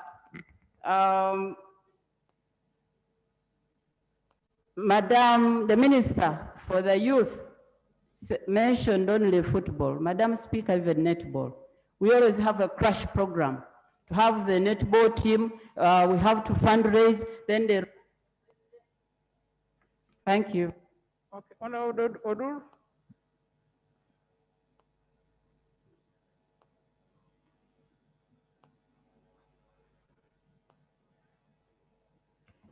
Thank you very much, Madam Speaker. I would like to congratulate our under-20 team for a very stellar performance. And I must say from the onset, Madam Speaker, that this is the first time that the team we sent out was really an under-20 team.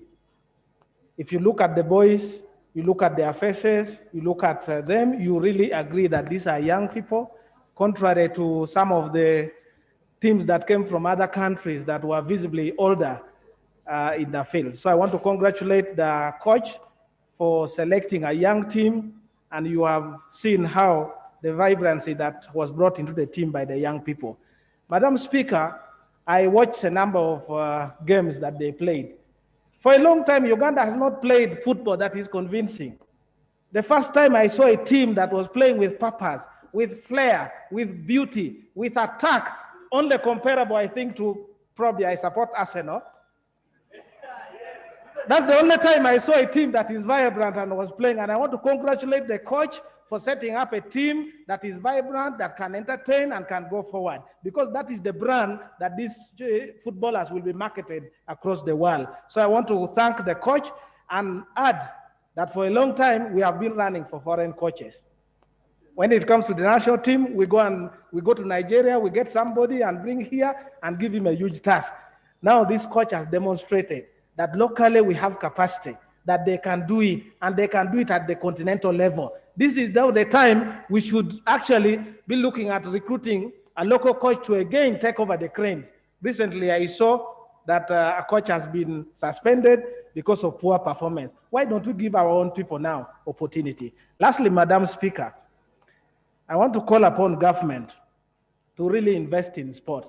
I can tell you when the team was playing, the entire world was viewing. And I know that this team marketed Uganda more than many of the initiatives that we waste money on.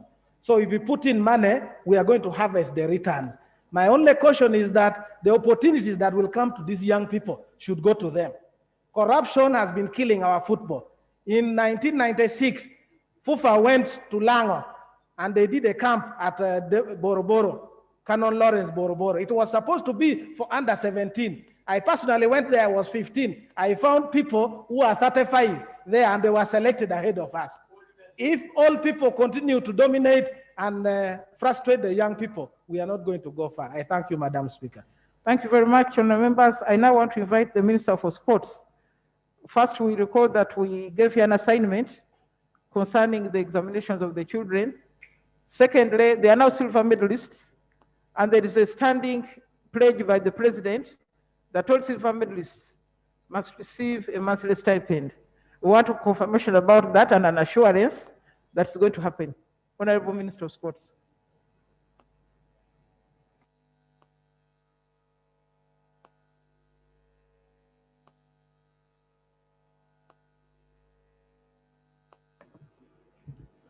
Thank you so much, Right Honourable Speaker and Honourable Members. Madam Speaker, before I answer the two questions you said, let me also join colleagues, members of Parliament, in saluting our under-20 football team for the performances that they exhibited that went up to finals, where Uganda is currently rated as the second best country in the continent of Africa when it comes to football of the under-20. Madam Speaker, for a long time, this Parliament has always emphasized grooming and nurturing of talents.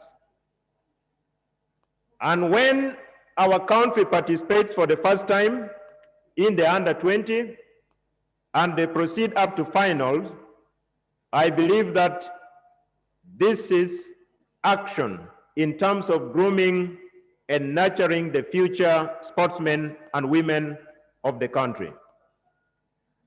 Madam Speaker, permit me to, in a very special way, also salute the stakeholders. This Parliament, under your leadership, Cabinet, under the leadership of His Excellency the President, the Ministry of Education and Sports, under the leadership of the First Lady and Minister, the National Council of Sports, under the leadership of the Chair and the General Secretary, the Federation of Uganda Football Association, under the leadership of the CEO and the former President, Team Uganda, the coaches, the medical, and the players. Madam Speaker, this team presents an opportunity for a very bright future for our country, Uganda.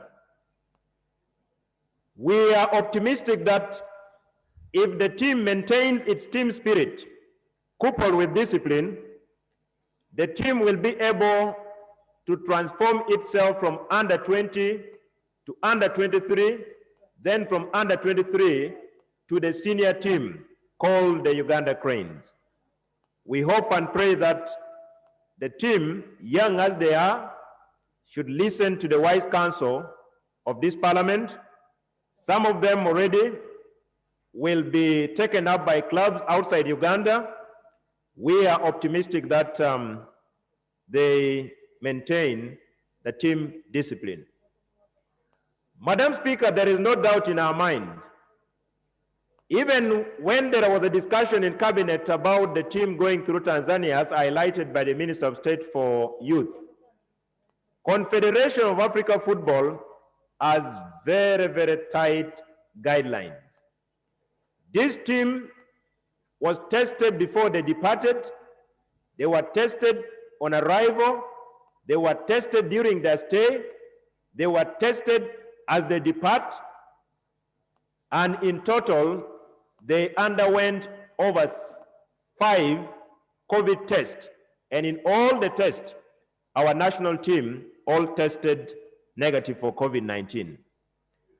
Madam Speaker, it is also important for us to note that much as there is a wake-up call for government to fund sports, this parliament has a responsibility to play.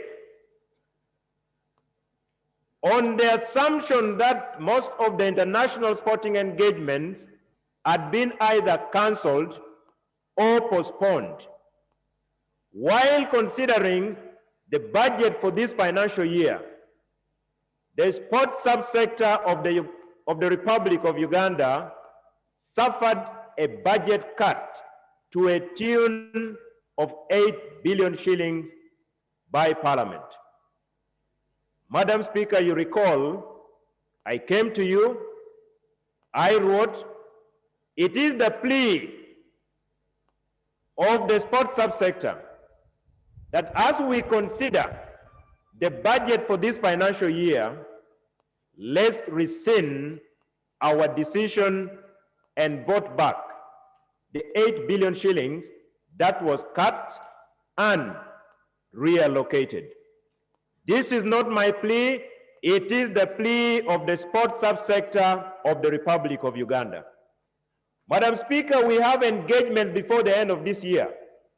Sports is opening. Olympic is coming. We have a team. Over 20 have already qualified. We are expecting more to qualify. Madam Speaker, this is my humble appeal to you, humble appeal to this parliament. There are only 2 areas that we must invest in as a country. One, let's better the funding towards sports. There are 51 registered sports federations in this country. The other one is on infrastructure. Specifically on the 2 questions, Madam Speaker, on the issue of the stipend, this, Madam Speaker, was a pledge by His Excellency the President of the Republic of Uganda, and this pledge targets performances in certain categories: Olympic, Commonwealth Games, All Africa Games, to mention but a few. This particular budget item, Madam Speaker, is not managed at the Ministry of Education and Sports. It is still State House managing. I know a few of those under those championships are benefiting. There are those who are not yet on the pay slip. For those who have always come to us, falling in that category, we have always recommended them, Madam Speaker and honorable members, for consideration by State House through this goodwill initiative by His Excellency the President. On the question of examination for the 4 students, Madam Speaker, it is still work in progress. Last week, the National Council of Sports, through the General Secretary, communicated in writing to the Permanent Secretary, Ministry of Education and Sports. Consultations are still ongoing.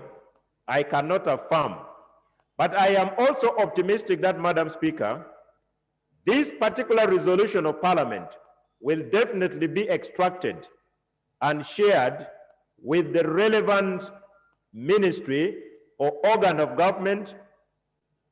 I am optimistic that once that is done, it will add value.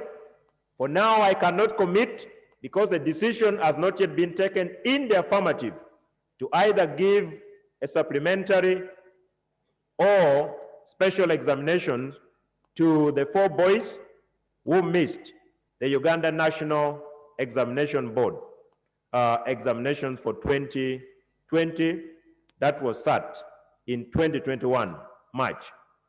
Madam Speaker, thank you so much for giving us an opportunity. Thank you, Parliament, for hosting the young boys. These boys must move out motivated that the country is behind them. And we are optimistic that the boys will be able to graduate and maintain this performance.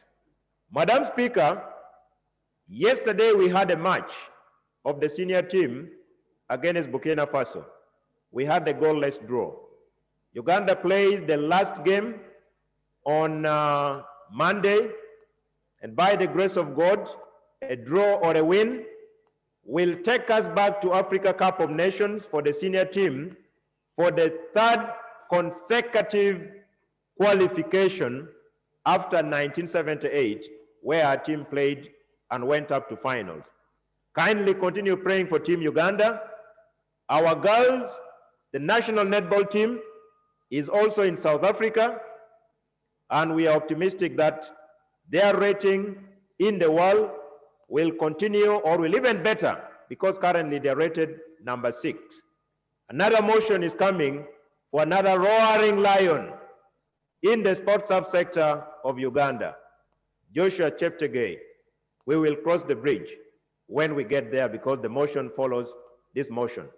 Congratulations, under 20. I told you 2 things: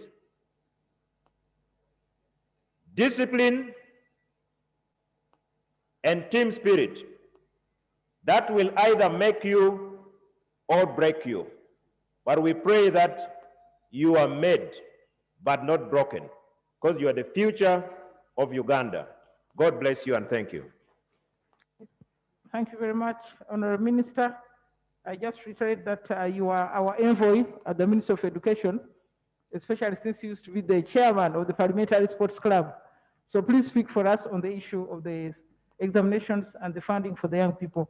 And now put the question that this House do adopt the motion as proposed. Those in favor say aye, the contrary no. Ayes have it. So clerk, the tribute should be extracted, sent to the Ministry of Education for transmission to the National Council of Sports, another copy to the Uganda National Examinations Board. Thank you. Next item. Item number 5, motion for resolution of Parliament to pay tributes to Mr. Joshua Cheptegei upon attainment of 3 world records at the World Athletics Champions, Monaco and Valencia in 2020. Now, members, as you recall, we were excited during the COVID. Our good news came from Mr. Cheptegei in very difficult times. So he's not able to attend today's sitting. He's in Kapchora undergoing very serious training for the Tokyo Olympics, which are taking place in a few months. But to represent him is Mr. Dominic Otuchet, President, Uganda Athletics Federation. Welcome. Mr. Lawrence Kauma, Vice President, Uganda Athletics Federation. You're welcome. ASP Nabuyondo Media, Administrator in Police Athletics. You're welcome. Can I ask the movers to move the clerk, please call the subject. Call the motion. Motion for resolution of Parliament to pay tribute to Mr. Joshua Cheptegei upon attainment of 3 world records at the World Athletics Champions, Monaco and Valencia in 2020. Honorable Ogon.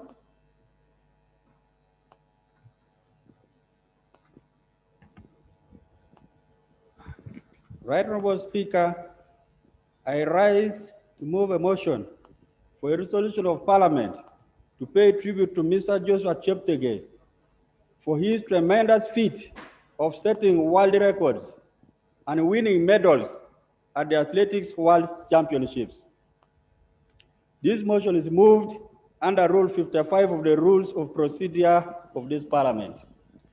Whereas Objective 17 of the National Objectives and the Directive Principles of the State Policy in the Constitution of the Republic of Uganda enjoins the state to promote recreation and sports for the citizens of Uganda.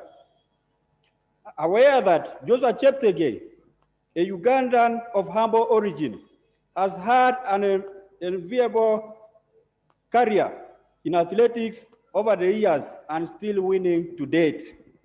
Recognizing that Joshua Cheptegei has set the following world records and personal achievements. He was a gold medalist at the 2014 World Junior Championships held in Eugene, USA. B, 2015 Africa Junior Championships held in Addis Ababa. C, 2018 Commonwealth Games held in Gold Coast, Australia. D, 2019 IAAF World Cross Country Championships in Aarhus, Denmark. E, 2019 World Championships in Doha, Qatar. He has set the following records, world records. In 2018, he set a world record for the 15-kilometer road race when he finished in 41 minutes, 5 seconds, and improved the world record by 8 seconds, formerly set by Leonard Common at the 7 Heaven Loop in 2010, and is a 4-time winner of the same competition of 15-kilometer road race in Nijmegen, Netherlands.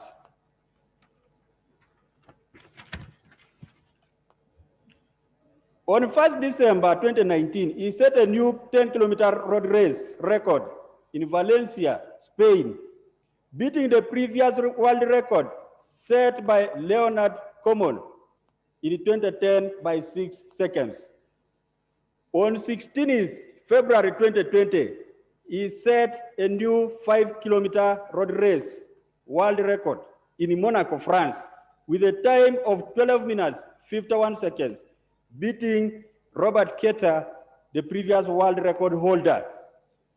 On 14th of August 2020, at the Diamond League in Monaco, he set a new world record in the 5,000 meters with a time of 12 minutes, 35 seconds, and 36 milliseconds, which broke Kenenisa Bekele's 16-year-old record, the longest duration in the history of the event, by almost 2 seconds. Madam Speaker, on 7th October 2020, in Valencia, he set a world record time of 26 minutes, 11 seconds in the 10,000 meters, beating Kenenisa Bekele's 15-year-old record by more than 6 seconds. Madam Speaker, recognizing that Joshua Cheptegei is the 10th man in the history to hold 5,000 meters and 10,000 meters world records concurrently, both set in 2020. Acknowledging that the accomplishments and triumphs of Joshua Cheptegei present a unique opportunity and a platform for national pride, unity, patriotism, and an inspiration to Uganda's youth. Now, therefore, be it resolved as follows. 1, that Parliament collectively applauds and congratulates Mr. Joshua Cheptegei for his tremendous feat of setting world records and winning medals at the Athletics World Championships. 2, that the government honors the achievements and sacrifices of Joshua Cheptegei as an international athlete and offers him financial and material incentives. 3, that Parliament urges government to increase the budgetary allocations to sports to promote talent development programs, enhance sports competitions, and development of sports infrastructure. Madam Speaker, I beg to move. Now, members, the motion is seconded. Motion is seconded. Justify. Right, Honorable Speaker, as we speak right now, I know everybody expected to see Joshua here. But because of the level of focus in him, he has decided to stay right at the training base in Kapchora. I have labored so much to make sure that he comes, but the team around him has told me he will not be able to come because he's concentrating for yet another competition. What a heart, what a focus, what a vision. Madam Speaker, I think I have learned something from Joshua. You can achieve what you want as much as you are committed and you remain focused. How many of us maintain that focus? Some people get derailed by just smaller things. If it was a person like me, that the parliament is calling me to parliament for tribute to me, I would have left what I'm doing and decided to run and come here immediately. But Joshua has decided to stay focused, to show the kind of character, the kind of focus, the commitment, not because he doesn't respect his house, but because he's focused on the next event. And he must win for Uganda. I know he's going to do it. Right, Honorable Speaker, if you talk about the track records and road races, I have learned that it is very easy for one to break the road race record. But for you to break a track record is not easy. Any of you can go to history and Google, check and see what has happened in the past. In Uganda, right, Honorable Speaker, we have only 2 world record holders in athletics. And maybe I would even say sports. Joshua Cheptegei and the late Akibwa. 1972, the late Akibwa won at the Olympics in Germany, Munich. And it took time for anybody to break that record. It was only broken by one Edwin Moses of US. But the Ugandans have failed to break that record from 1972 to date. But I can tell you, Madam Speaker, Joshua has done something that I know the world will take a very long time to break that record. Madam Speaker, Akibwa set such a record, but what does this House say about remembering his efforts? Madam Speaker, there was a man called Usain Bolt, and he's still there. That man set records at the 100-meter level, world level. But that record, there's somebody called Mo Farah. Some of you know him. Tried his best to break that record, but he has failed to break that record. Just to show you how hard it is to break these track records. And to show you the achievement, the kind of achievement that Joshua Cheptegei has brought to Uganda. Madam Speaker, there is no other time better than this time for us to recognize the efforts of Joshua, a man who has broken all the records that other people have failed to break. Our neighbors, the Kenyans, used to shine so much. Joshua has brought a new dimension into these competitions. The superiors in athletics, the Bekeles, the Commons of Kenya, used to be the ones, the Farahs. But today, the name that is flying world over is the one of Joshua Cheptegei. What else do we need to do apart from paying tribute to such a man, saluting him and according him all the necessary and possible support that he needs so that he keeps our flag flying? Madam Speaker, I beg to move. Thank you. Is Honorable Sarira here? Can I have Honorable Bua? The seconder? Achon Bua.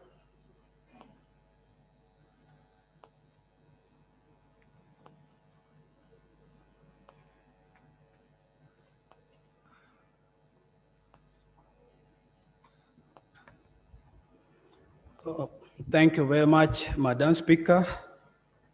I second the motion to pay the tribute to Mr. Joshua Cheptegei. Honorable Speaker, this has been a routine. It's not something new. I just want to make a summary. Sports, as we all aware, is one of the richest institutions in the whole world. But in our country, we still don't have that kind of motivation. When they see you doing sports, they think you're playing. Our parents, the teachers, whoever cannot encourage us. Whatever Joshua did, all these 3 records which he broke, If you are driving a car, you are driving at 40 kilometers an hour. In 15 kilometers, that is broke in 41 minutes. 10,000 meters ran 26:11. 5 kilometers, which he ran in 12 minutes. So assuming you are driving at the speed of 40 kilometers an hour, going towards Mukono. Madam Speaker, what I would really request from our government to increase more support. We have so many young, talented sportsmen and women at the grassroots level. However, what make this Septegate to be pushing on? It was so lucky to make it on top of the world, which the footwear or the shoe company pay him. But if you don't reach at that level, it's very difficult, Madam Speaker, to keep training, to keep pushing. I would also argue for the government, whatever the pledges or the promise that they do should be fulfilled. This would encourage our young sportsmen and women. I'm making, for example, when John Akibwa ran in 1972 in Munich, Germany, up to date, is the promise which was done, the government was supposed to buy him a house which was owned by India, and up to date is not yet done. A stadium which is supposed to be built for everyone in the memory of John Akibwa is not yet being done. I myself ran the record, 1994. It lasted for 21 years. The promise which was done for this country has not been fulfilled, but I still did not give up. I'm here today to represent those who are suffering or those who are going through. I want to thank the coaches and the National Council of Sports for their generosity. They have been trying. I've repeated many times, if this government could cater for food feeding. I remember my time I would eat 1 meal a day, and then I would walk to go and practice 7 kilometers. That's one way. You are going back, same. Madam Speaker, I would also add on these sportsmen. They come up because they're from a poor background. Government should also make sure these sportsmen and women, they go to school. Assuming Cheptegei at the end of his retirement, the money might not be there, but he need to go to school. But they cannot go to school because they don't have it. We should find a location for other high schools or university where these kids can go to school and continue with their academic background. Honorable Speaker, I don't have much to say. I'm so delighted to represent and second this motion. Thank you. No, Basariro, then Nambeshe, close. Thank you very much, Right Honourable Speaker. I stand to second the motion to pay tribute to the gallant son of this country, Joshua Cheptegei, who is breaking record after record, especially in long distance running. Right Honourable Speaker, in recognizing and appreciating the likes of Cheptegei and the others, as a parliament, as a country, I want to make the following observations. Number one, it would be important, Right Honourable Speaker, for us to begin considering establishing a sports university in this country. A sports university that specifically targets talent recruitment, talent identification, and talent development. Right Honourable Speaker, we have a history. For example, you have army schools, police schools. It would be better as a country we begin considering having sports schools and sports universities. In this era, Right Honourable Speaker, there is virtually nobody earning better than a sportsman or a sportswoman. We have just been talking about sports. If as a country we only focused on developing sports, our GDP would be very significantly enhanced, because most of these sportsmen and sportswomen are earning a lot of money, right on Speaker, moreover on a weekly basis. So I would propose, right on Speaker, and my colleague, the Minister for Education, is here to begin considering developing an idea of having a sports university. Number two, right on Speaker, is to begin nurturing our sportsmen and sportswomen who have retired into becoming professional coaches. My brother Achon there, a very talented runner. We don't want that skill to die with him. We should provide an opportunity, right on Speaker. I know it is happening in football. At least a number of ex-internationals have gone on to upgrade their skills and are now managing the national teams. We want to see this kind of attitude replicated even in athletics. The idea of us relying on foreign coaches for the different disciplines, I think, should become something of the history. And I'm not saying so because I don't believe in internationalization or regionalization, but we should really be proud of ourselves in building our own talent and in building our own skills. Finally, right on Speaker, we should be part and parcel of the journeys of our athletes. As government, as parliament, as a country, we need to interest ourselves in the lives of these sports people at a very tender age. Let's begin to scout them in primary, so that by the time they come to secondary or university, we are part and parcel of their lives. This idea, right on Speaker, of jumping onto victory is not something very good. We appear very opportunistic as a country. So we need to be part and parcel of the lives of these people right from their infancy. I thank you, right on Speaker. Ambition? The leader position to close.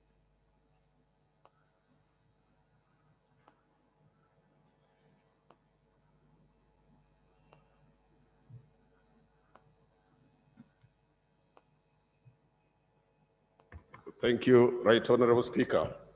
Let me join colleagues in saluting Cheptegei Joshua for the sterling record of achievement that he has made for this country. Madam Speaker, my good friend, the Honorable Basalirwa, has just mentioned the need to have a sports university, which is a good idea whose time is long overdue. But first things first, there was a brilliant idea to establish a high altitude training center in Teriet, whose construction, I'm reliably informed, being in the neighborhood, commenced this year in January, but it is moving at a snail's pace. The more reason why Mr. Joshua Cheptegei embarked on constructing his own training camp. And that camp is paying off. By the way, it has been an attraction, and I think he's tapping the vast talents, not only in Sebei, but even in the neighborhood. He is spending about 60 million compared to the one that government is to construct the 25 billion high altitude training center in Teriet. Madam Speaker, the pledge to construct was made way back in 2010 when one of the athletes, Mr. Moses Kipusiro, also made a sterling performance. And later, this was buttressed by another pledge in 2012 when Stephen Kiptorich also made it. But it has dragged feet. If you would go and see the simple one which Cheptegei is constructing, and you see why he has done that, this talent of sports wanes or rather drops off with age. He cannot go to Kenya or wherever to train. That's why he was compelled to get all his savings and construct a training camp. But now it has become a tourism attraction. By the way, people come all the way from Manjia going to see or even train in that training camp that is being established by Mr. Cheptegei. It has also actually helped to, because I'm reliably informed an investor has been attracted to help. So if we had the efforts concentrated in implementing that pledge, honoring that pledge of in implementing that pledge that was made by His Excellency to construct that high altitude training center, many investors would have been attracted to this region. But Madam Speaker, most importantly, I must say this House must work together with the powers that be to ensure that taxes are waived of sports equipment and facilities.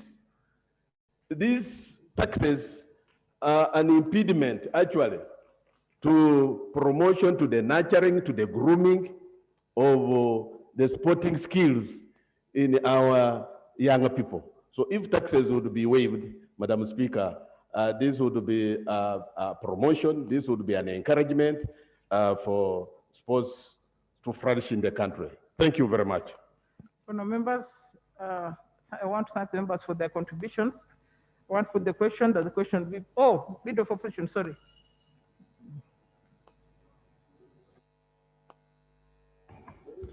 Thank you, Right Honorable Speaker. I would also like to pay tribute to Mr. Joshua Cheptegei for work well done. He has made us proud. But I wanted to ask the Minister of State for Sports, that is Minister of State for Education and Sports, that yes, you said here that your budget was cut down. I do not know if you have realized that even in primary schools, those days primary schools must have playground and very big playground. I do not know if that policy is still on, and it is Ministry of Education to enforce it. You should know that we have Ugandans who are really talented, but their talents are buried because these talents have to be built in order for them to come out as that one of Joshua. Otherwise, sports have not been prioritized. We can say sports, when we say sports, it's all the games. I also would like to buy the idea that there should be a university or schools set for sports. But even before going to that level, I would have loved to see that in the universities, then we have a faculty of sports. You put their deliberate efforts to try and promote sports in Uganda. At a certain time, I could see that some schools were able to go and look out for good students, good pupils who do sports very well, either football or athletics, and they give to them as an added advantage. They take them in senior secondary or sometime in A-level. I think that should not be just an informal arrangement. It should be formalized so that those children who are highly gifted in those kind of talents, their talents should be built and be exploited. A lot of it are not exploited. They remain there and they die with it. And for those people like Joshua Cheptegei, when they now grow old, something must be planned for them. there was already cry here about our first medalist. Is it Akibwa? Nothing was done to him. He died poor. So something we should be progressing instead of marking time only or again putting on reverse gear. We should always put in, move forward. So minister, you are a old minister. You need to plan better for Uganda. Ugandan children are highly talented in that area of sports. They can get a lot of rewards from it. Rewards from being away from over drinking, bad groups. They can be very healthy children when they do their sports. But if we don't provide sporting activities, if we don't provide facilities, if we don't provide opportunities, those talents are going to be buried. They are not going to be exploited. And it will be just like in the Bible, that God say, I give you talent.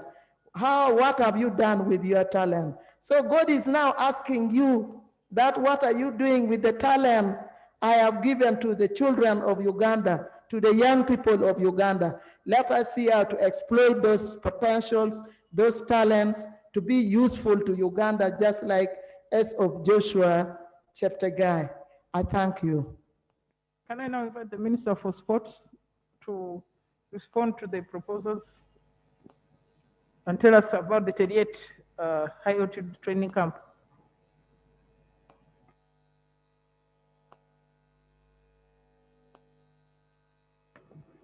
Right Honorable Speaker, once again, let me thank you for dedicating this afternoon to two motions related to sports. We do not take it for granted as a subsector. Madam Speaker, in the post-independence record of Uganda, the late John Akibwa and Stephen Kiprotich are the greatest athletes, arising from the fact that they won gold at the most prestigious level of sports in the world, that is the Olympic gold. But for Joshua Cheptegei, we are optimistic, whereas the rules of procedure of this House wouldn't warrant me to talk in anticipation. But Madam Speaker, I invite you to invoke that rule and allow me anticipate.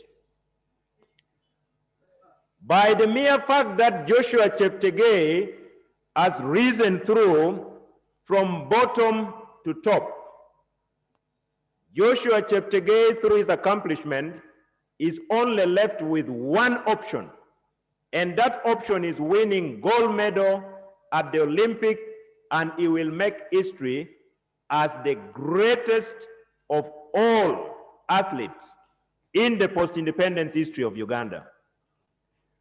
Madam Speaker, Joshua Cheptegei has already broken 3 world records, and he has set 3 new world records.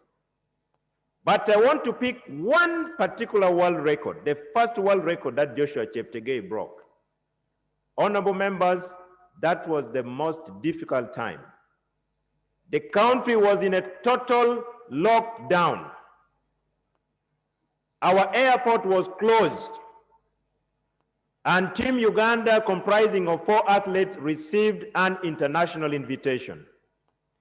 I want to put on record, Madam Speaker, that the first world record broken by Joshua Cheptegei, I want to salute His Excellency the President, because the airport was not operational, but he offered, through his budget in State House, to charter a plane that took only 4 athletes, were flown from Entebbe to Nairobi to join their connecting flight.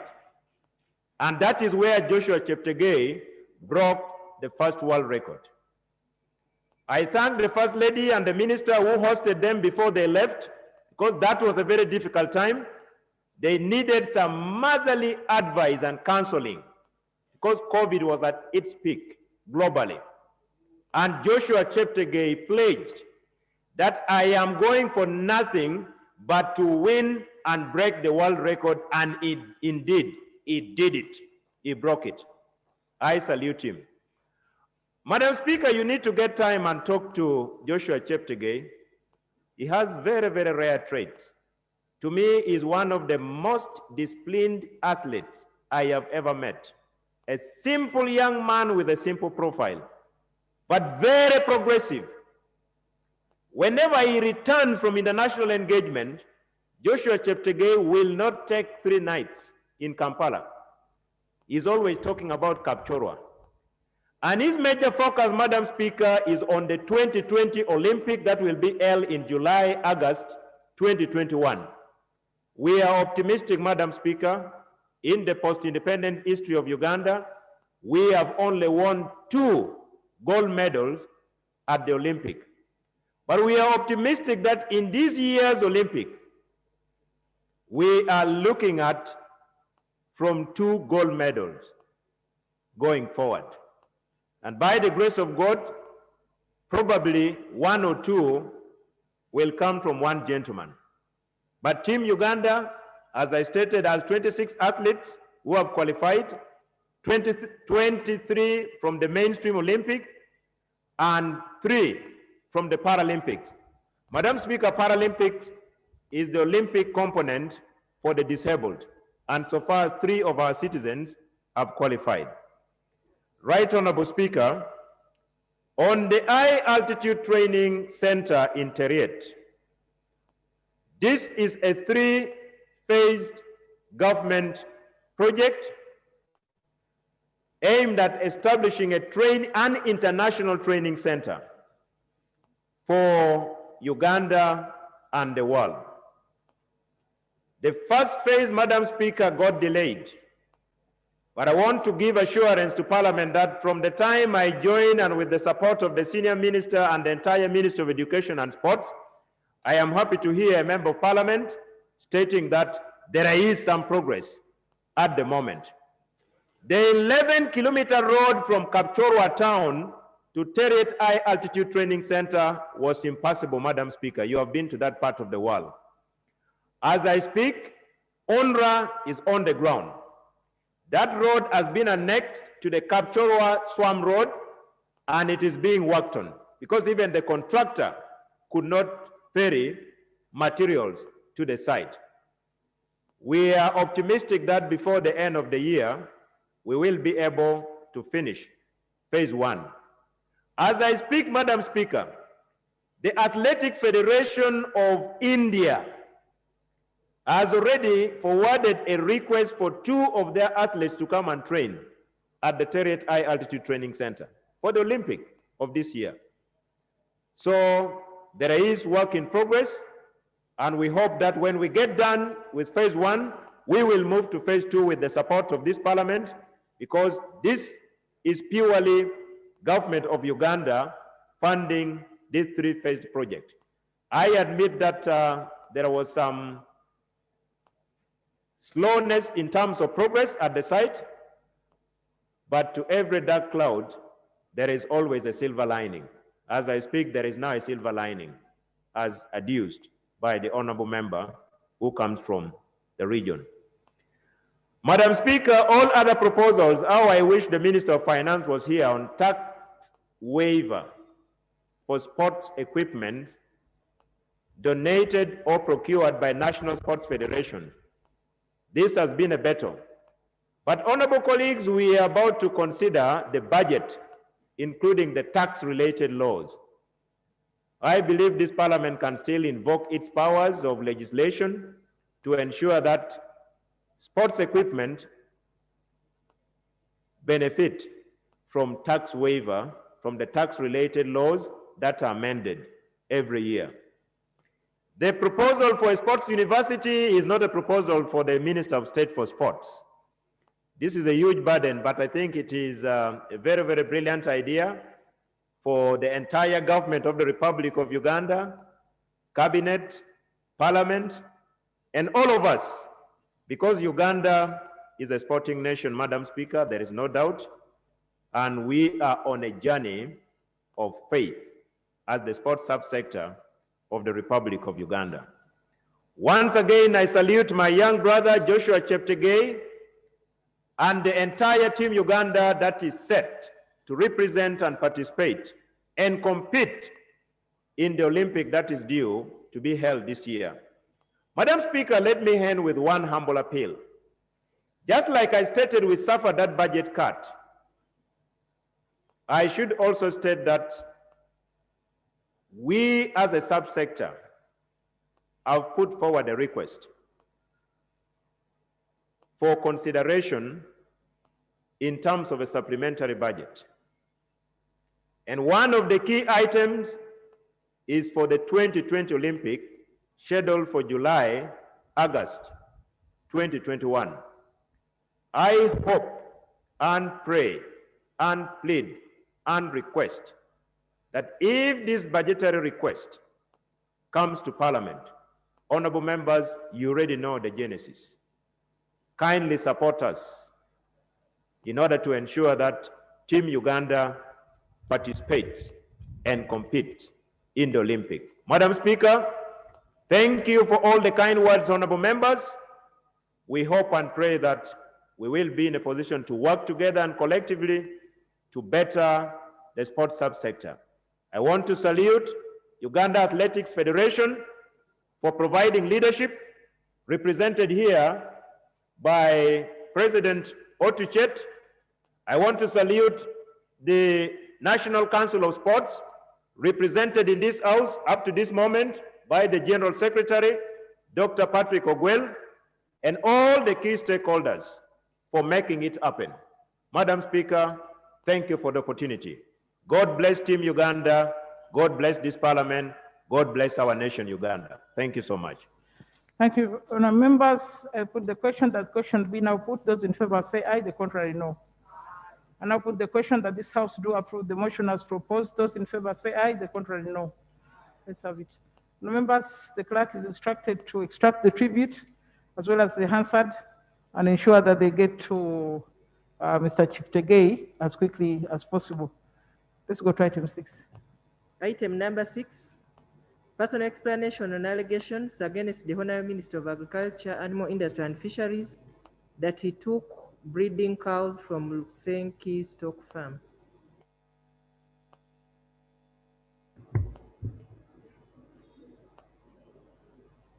Thank you very much, Right Honorable Speaker, for according me this opportunity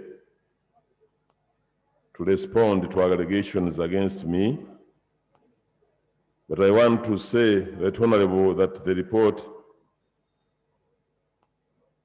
I presented to your office on 17th March 2020 is the same that I'm going to present.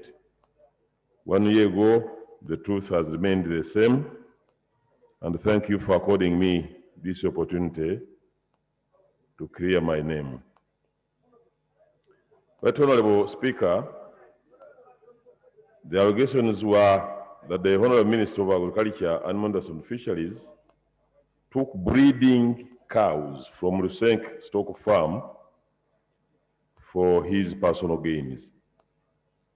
This is to respond to your communication that I should explain to the country and the manner in which cows from Lusenki Stock Farm were taken and eaten during a public function that was organized to publicize government achievements by the leaders of Gweta Massacre. The background to this, Right Honorable Speaker and Honorable Members, the issue of popularizing government achievements has been of concern to government and has been discussed severally in Cabinet. For quite some time, government has been encouraging members of Parliament, government officials, and ministers to make sure that government programs were properly monitored, coordinated, and whatever achievements that have been attained to be publicized or popularized as a way of accounting to the public. This matter was brought to the attention of the members of parliament in November 2012 by the office of the Right Honorable Prime Minister. In order to popularize government achievements, the leadership of Gweta Masaka decided to organize a public function to thank His Excellency the President for his stewardship of the country and the government, the whole government, for achieving significant milestones. Because of the importance of this function, this matter was brought to the attention of Cabinet, and the Cabinet discussed it and supported it. The organizing committee, in their own wisdom, decided that the function should be held on 24th October 2019 at Rukaya Blackati grounds, starting at 8 a.m. It was tasked to mobilize support across government, the private sector, religious leaders, members of parliament, and cabinet ministers from any other Ugandan, and indeed many of the mentioned groups and individuals made significant contributions, both financially and in kind. Right Honorable Speaker, I, as one of the leaders in Gweta Masaka, I wrote to many agencies, including to you, Right Honorable Speaker, institutions, individuals, requesting them for support.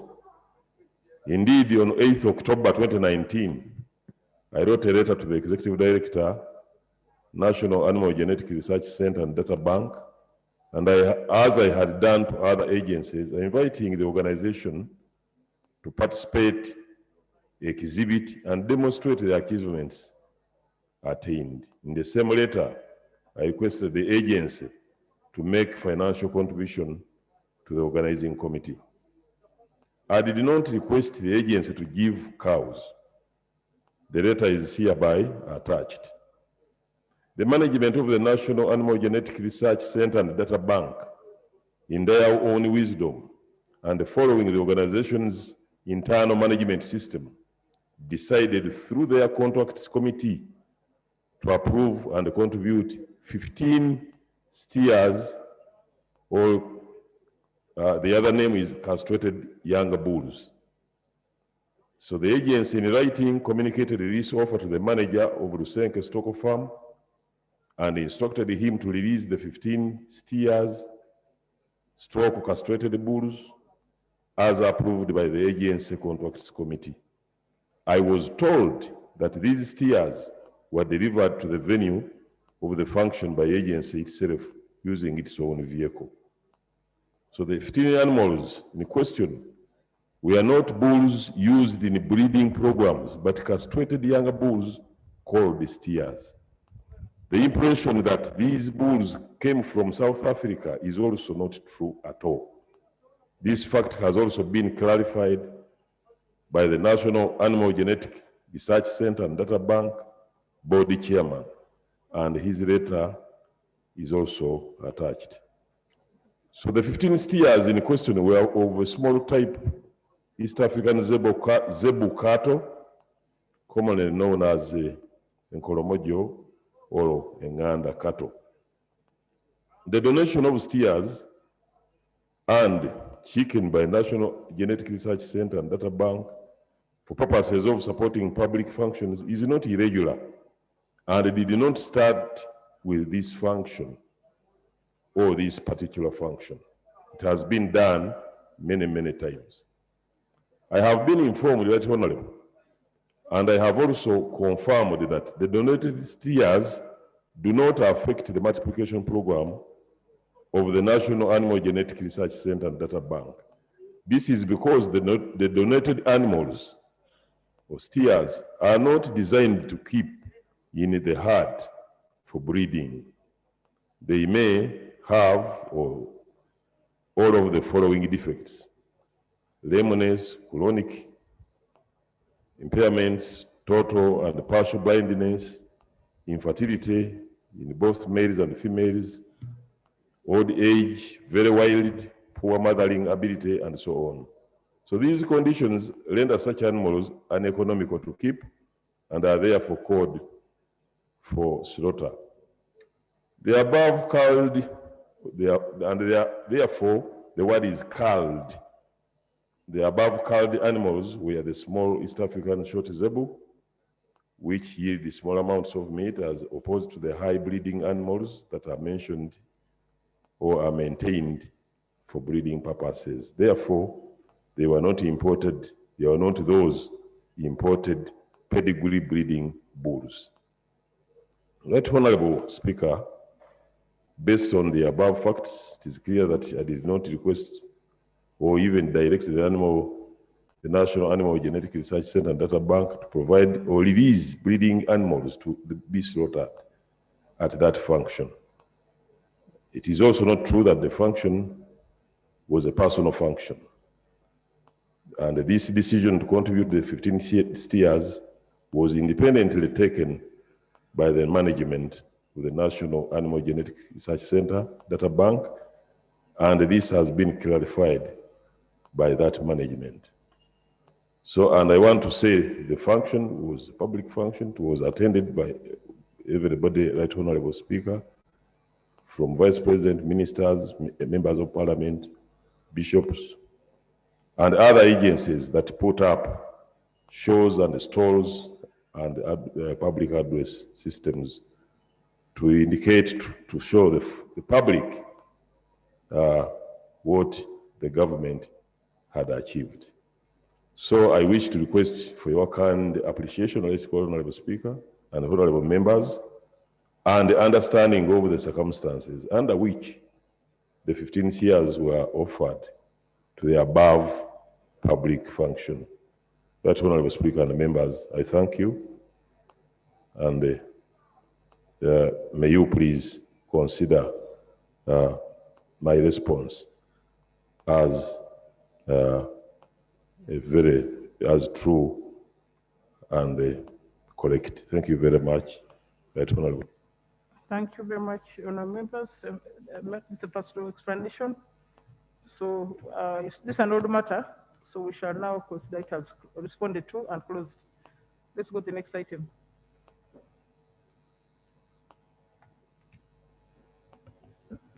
Item number 7, the Succession Amendment Bill 2018. Honourable members, we had gone committee stage, but I think we need to start on this when we are really fresh. So let's go to the next item. On succession? Okay, yeah. Give me a minute. Let's finish it. Yes, they have that, the alternative policy statements. Laying of papers, alternative policy statements. On our leader of opposition.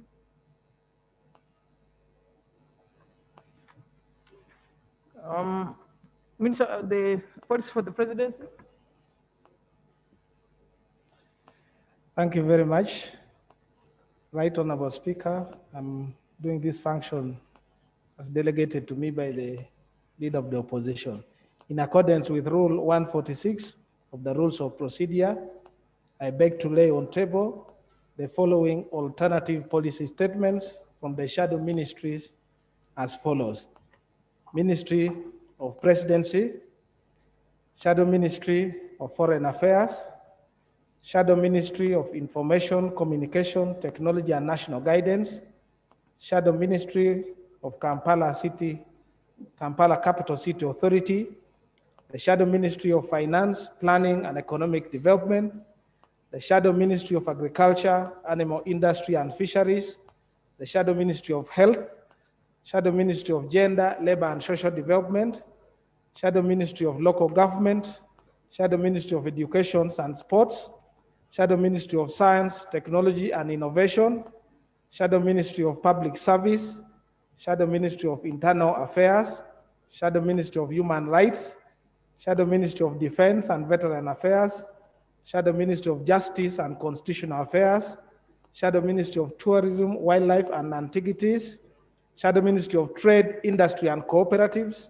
Shadow Ministry of Energy and Mineral Development, Shadow Ministry of Lands, Housing and Urban Development, Shadow Ministry of Water and Environment, Shadow Ministry of Works and Transport, Shadow Ministry of East African Community Affairs, Shadow Ministry of Special Regions, and lastly, Madam Speaker, Shadow Ministry for Relief, Disaster Preparedness, and Refugees. I beg to lay. Members, each of those alternative policy statements is set the relevant sector for their consumption and possible utilization. Thank you very much. Item number 8, the National Health Insurance Scheme Bill. The Minister here? Minister absent? Let's go to item number 9, motion for adoption of the report of the Committee on Rules, Privileges and Discipline on proposed amendments to the Rules of Procedure of Parliament. Honourable members, this report has been uploaded. We want to ask you to study it. We want to ask members to study it, and then you can present it on Tuesday. But let them, this is already uploaded, let them study it, and then we can work on it on Tuesday. But thank you for the quick response. Item number 10, motion for resolution of Parliament on the proposal for government to guarantee Uganda Development Bank Limited to borrow up to $16 million from European Investment Bank. Now, I don't see the sector minister. Is the Minister of Finance here? So that's 10, 11, 12. Let's go to, yes? Item number 13. Item 13.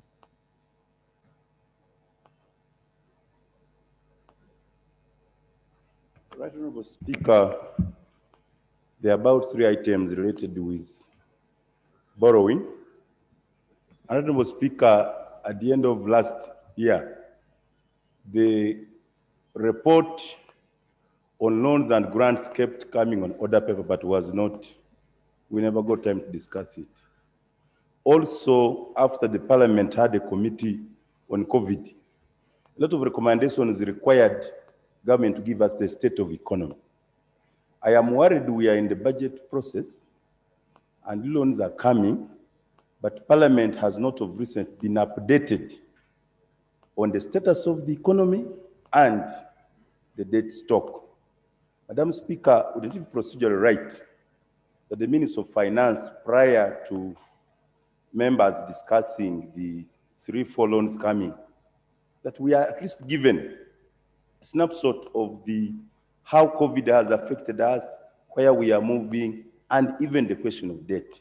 Because in the media, including social, there is a lot of ugly picture as if we are not doing well in terms of loans. It would be good that Parliament and citizens are given comfort of the true picture, because the Governor Bank of Uganda, the Minister of Finance, and they all conflicted last week in as far as the debt stock.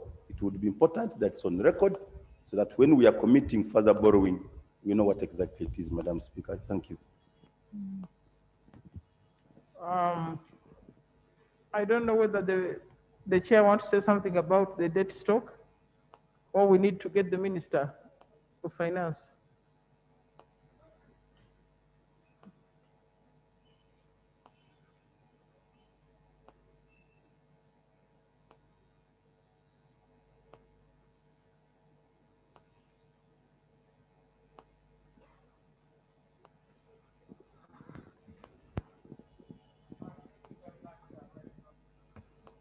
Right, Honorable Speaker, I would like to thank the colleague who has raised that important issue.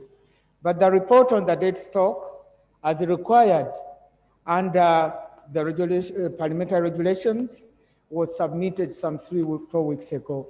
But what we haven't submitted yet are the effects of COVID on the economy. We had very long deliberations. We interviewed quite a number of agencies, both government and the private sector, but the team which is drafting that report has had a lot of work and have not yet finalized the report. But we will submit it as soon as it is finalized. But however, it has also in part been overtaken by events. because the stimulus package which you are recommending is already being implemented. So when the report comes, it will not come in its original form, but it will come in bits and pieces which have not yet been touched. I thank you, Right Honorable Speaker. But the honourable member is saying we should not listen to the report until the other one has come. What do you say about that? Right Honorable Speaker, that is work in progress. The loans are required urgently. The UDB guarantees, we all know the importance of UDB in our economy today, and it's part of the stimuli package. So if we decide to defer it until that loan, until the report is out, we shall be doing a disservice to the economy. Likewise, the other loan for irrigation is also urgently needed. So what I would request, Right Honorable Speaker, is that we proceed with presenting the loans as we prepare and finalize the other reports. I thank you, Right Honorable Speaker. Okay, the minister is not here. Let's go to 13. Item number 13, response by Minister on urgent question. Honorable Minister of Agriculture, Animal Industry and Fisheries.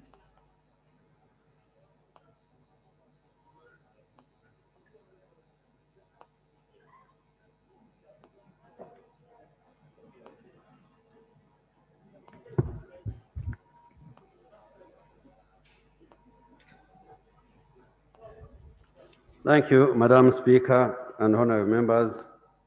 This is a response to the honorable colleagues, Honorable Wako Jorobina, Reme, Honorable Alupo Faith, and Honorable Hilary Lokwang on 1, mitigation measures for FMD control in some parts of the cattle corridor.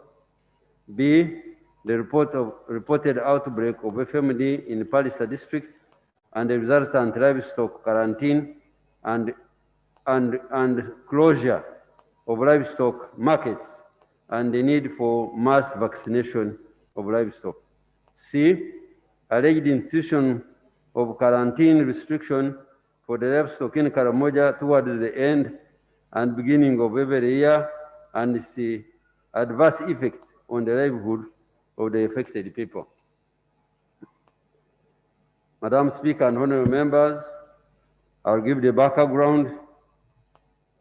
Foot and mouth disease, FMD, is a severe, highly contagious viral disease of livestock that has significant economic impact.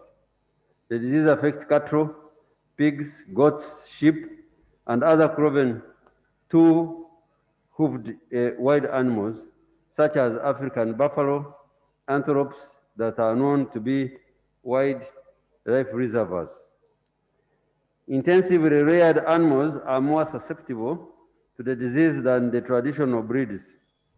The disease rarely kills adult animals, but there is often a high death rate in young animals due to inflammation of the heart muscle, myocarditis. Madam Speaker and honorable colleagues, FMD is characterized by fever and blister-like sores on the tongue and lips, in the mouth, on the teeth, and between the hooves. The disease causes severe production losses, and while the majority of the affected animals recover, the disease often leaves animals weakened and really non-productive.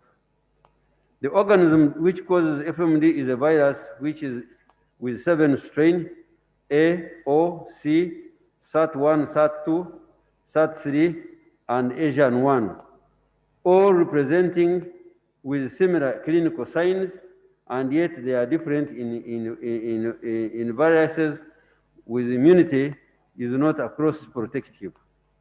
In Uganda, the common strain that causes FMD outbreak is O, A, SAT1, and SAT2, and they are rampant. These 4 strains are the ones that are used to make FMD vaccine that is used in Uganda to vaccinate animals against FMD. Transmission and spread of FMD FMD is found in all excretions and secretions from infected animals. Notably, the animal breathes out large amount of aerosolized virus, which can infect other animals via the nose and mouth. The significance of FMD is related to the ease with which the virus can be spread through any or all the followings. One, infected animals newly introduced in the herd carrying virus in their saliva, dung, beddings, milk, semen, and even shoes. Contaminated buildings or contaminated animal transport vehicles can also spread the virus. Contaminated materials such as hay, feed, water, milk, contaminated clothing, footwear, or equipment, virus-infected meat, or other contaminated animal products, if fed to animals when raw or improperly cooked. Infected aerosols spread of virus from infected animals via air currents. Animals that have recovered from the infected may sometimes carry the virus in their mouth, their nose, and the pharynx, and can initiate a new outbreak of the disease. It is also known that animals which have survived after 6 months, they can still spread the disease if they are transferred from one location to another location. The status FMD control in Uganda. In Uganda, prevention and control is achieved through animal movement control, quarantine restriction, strategic ring vaccination, and awareness creation campaigns.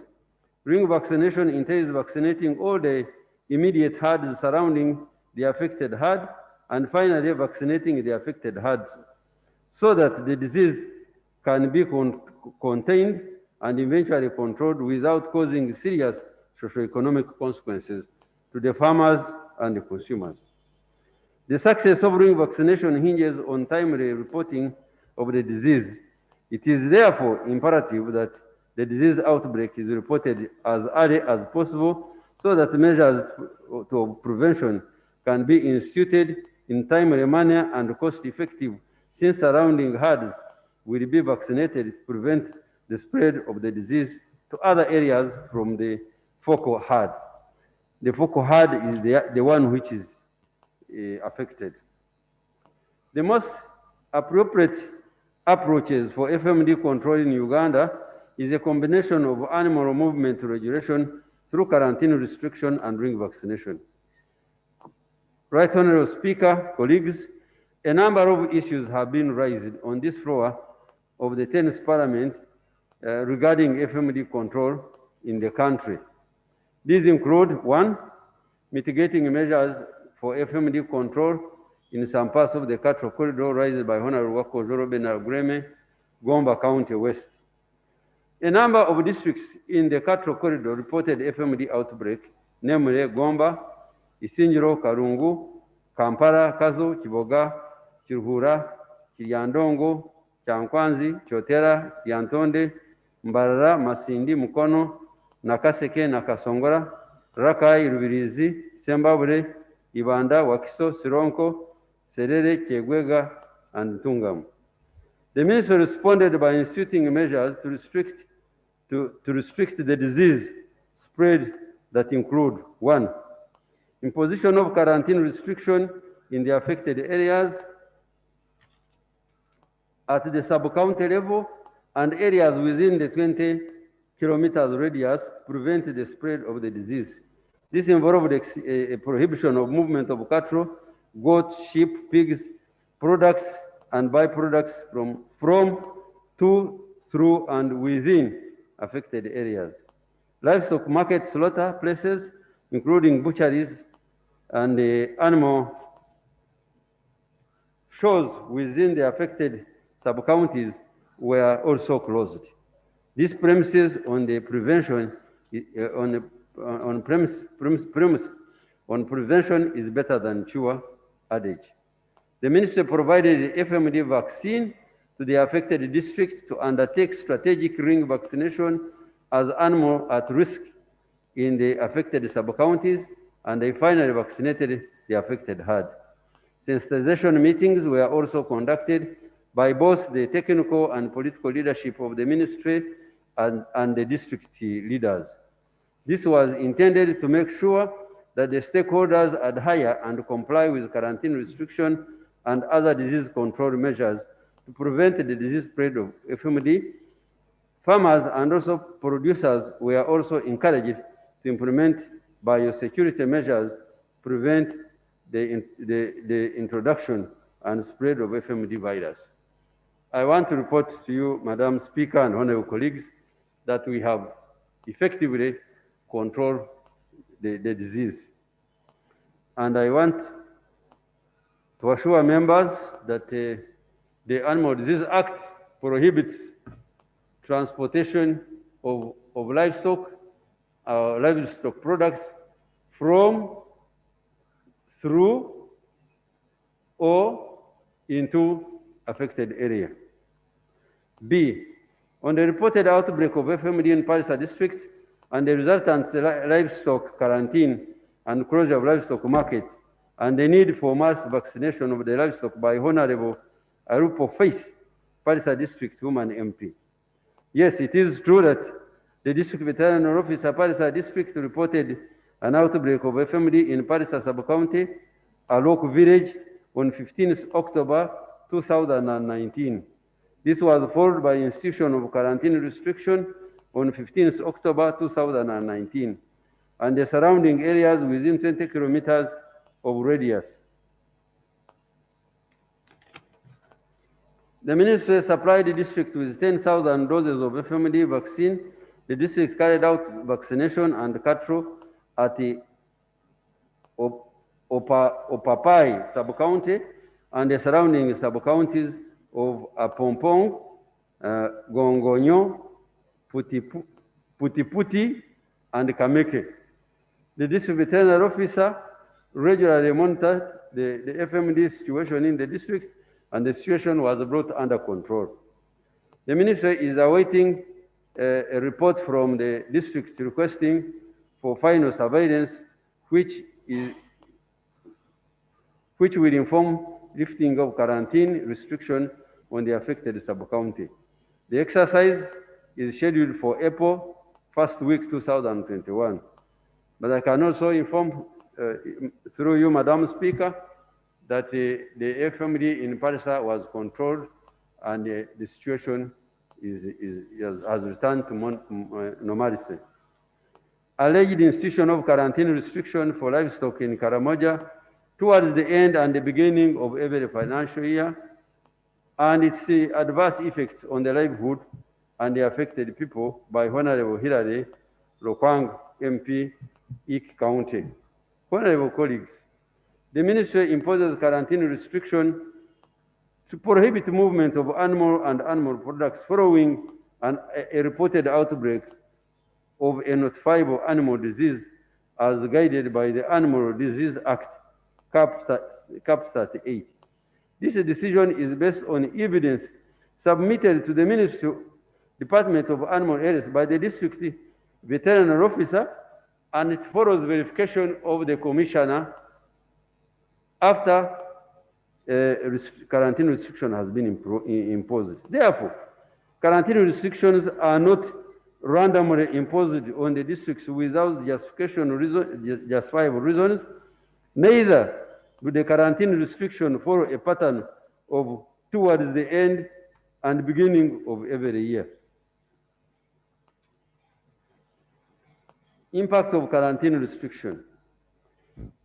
Madam Speaker, honorable colleagues, during quarantine restriction, trade in animal and animal products is prohibited by Animal Disease Act Cap 38, and all livestock markets, butcheries, milk collection centers should be closed. Similarly, Uganda as a country gets trade bans for livestock and livestock products from the region and international market in line with World Trade Organization. And similarly, the phytosanitary agreements. This has significant negative consequences on the people's livelihood and government revenue. In some districts, animal market brings up 75% of the revenue. Therefore, this revenue would be foregone. With regard to the individual traders and farmers' loss, revenue impacts their livelihood, income, ability to access amenities, for example, school, hospital. Long-standing quarantines, therefore, impoverish the district's individual traders as well as farmers. We as a ministry don't encourage this, and we don't take pleasure in it. If all stakeholders work together and enforce animal movement restriction, the outbreaks can be controlled in a very short time. In enabling the removal of the quarantine restriction and business returns to normal. The stakeholders, however, always flout the movement restriction and continue moving the animals and animal products, leading to the disease spread and staying longer, and hence longer quarantine restriction and more impact to the farmers. Cost of FMD vaccine. FMD vaccine is a very costly vaccine. Right Honorable Speaker, it's recommended that a susceptible animal is vaccinated twice a year to build sufficient immunity. The cost of vaccinating one animal, therefore, is equivalent to 10,000 Uganda shillings. Given the current population of domestic animals susceptible to FMD, which is approximately 40 million, that is, if you take cows, goats, sheep, and pigs. So the cost implication makes vaccination of the animals very expensive. What we do as a ministry is that the government has provided 3 million doses of vaccine, and we utilize these 3 million vaccines strategically and contain the disease. And the way we do it is that we address the affected areas, high-risk areas, and transit routes. In case all the susceptible animals are to be vaccinated twice a year, the cost of procuring vaccine alone would be Uganda shillings 504 billion annually.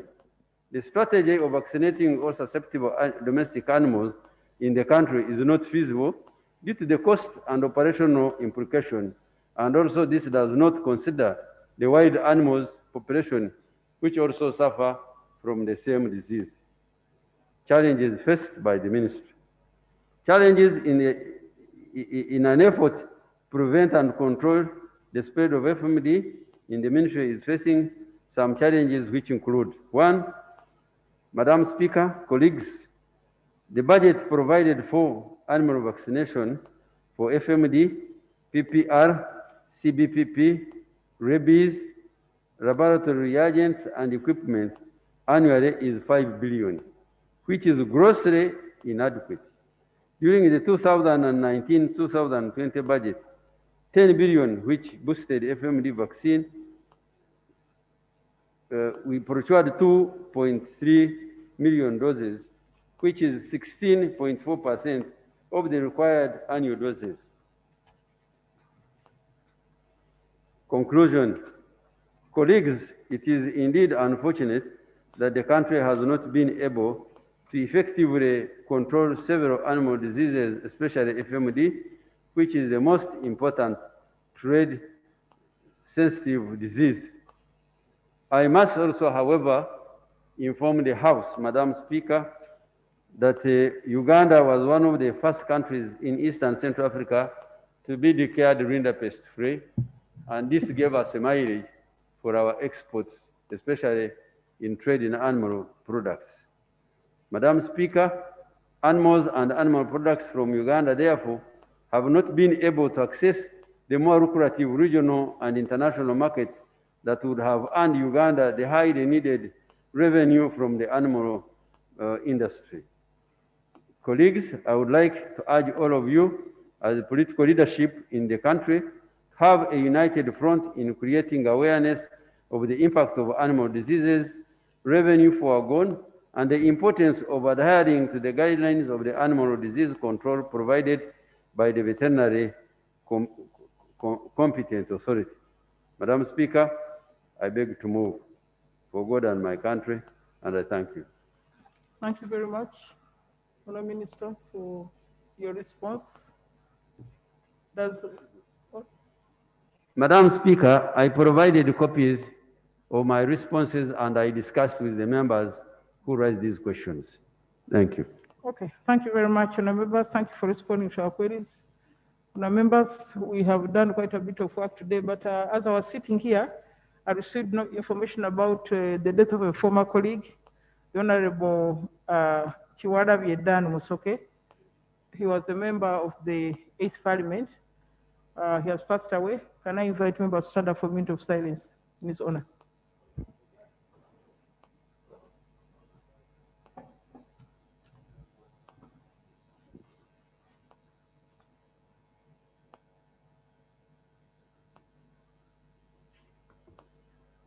May his soul rest in eternal peace. Members, the House adjourned tomorrow at 2 p.m. No, Tuesday at 2 p.m. Thank you very much.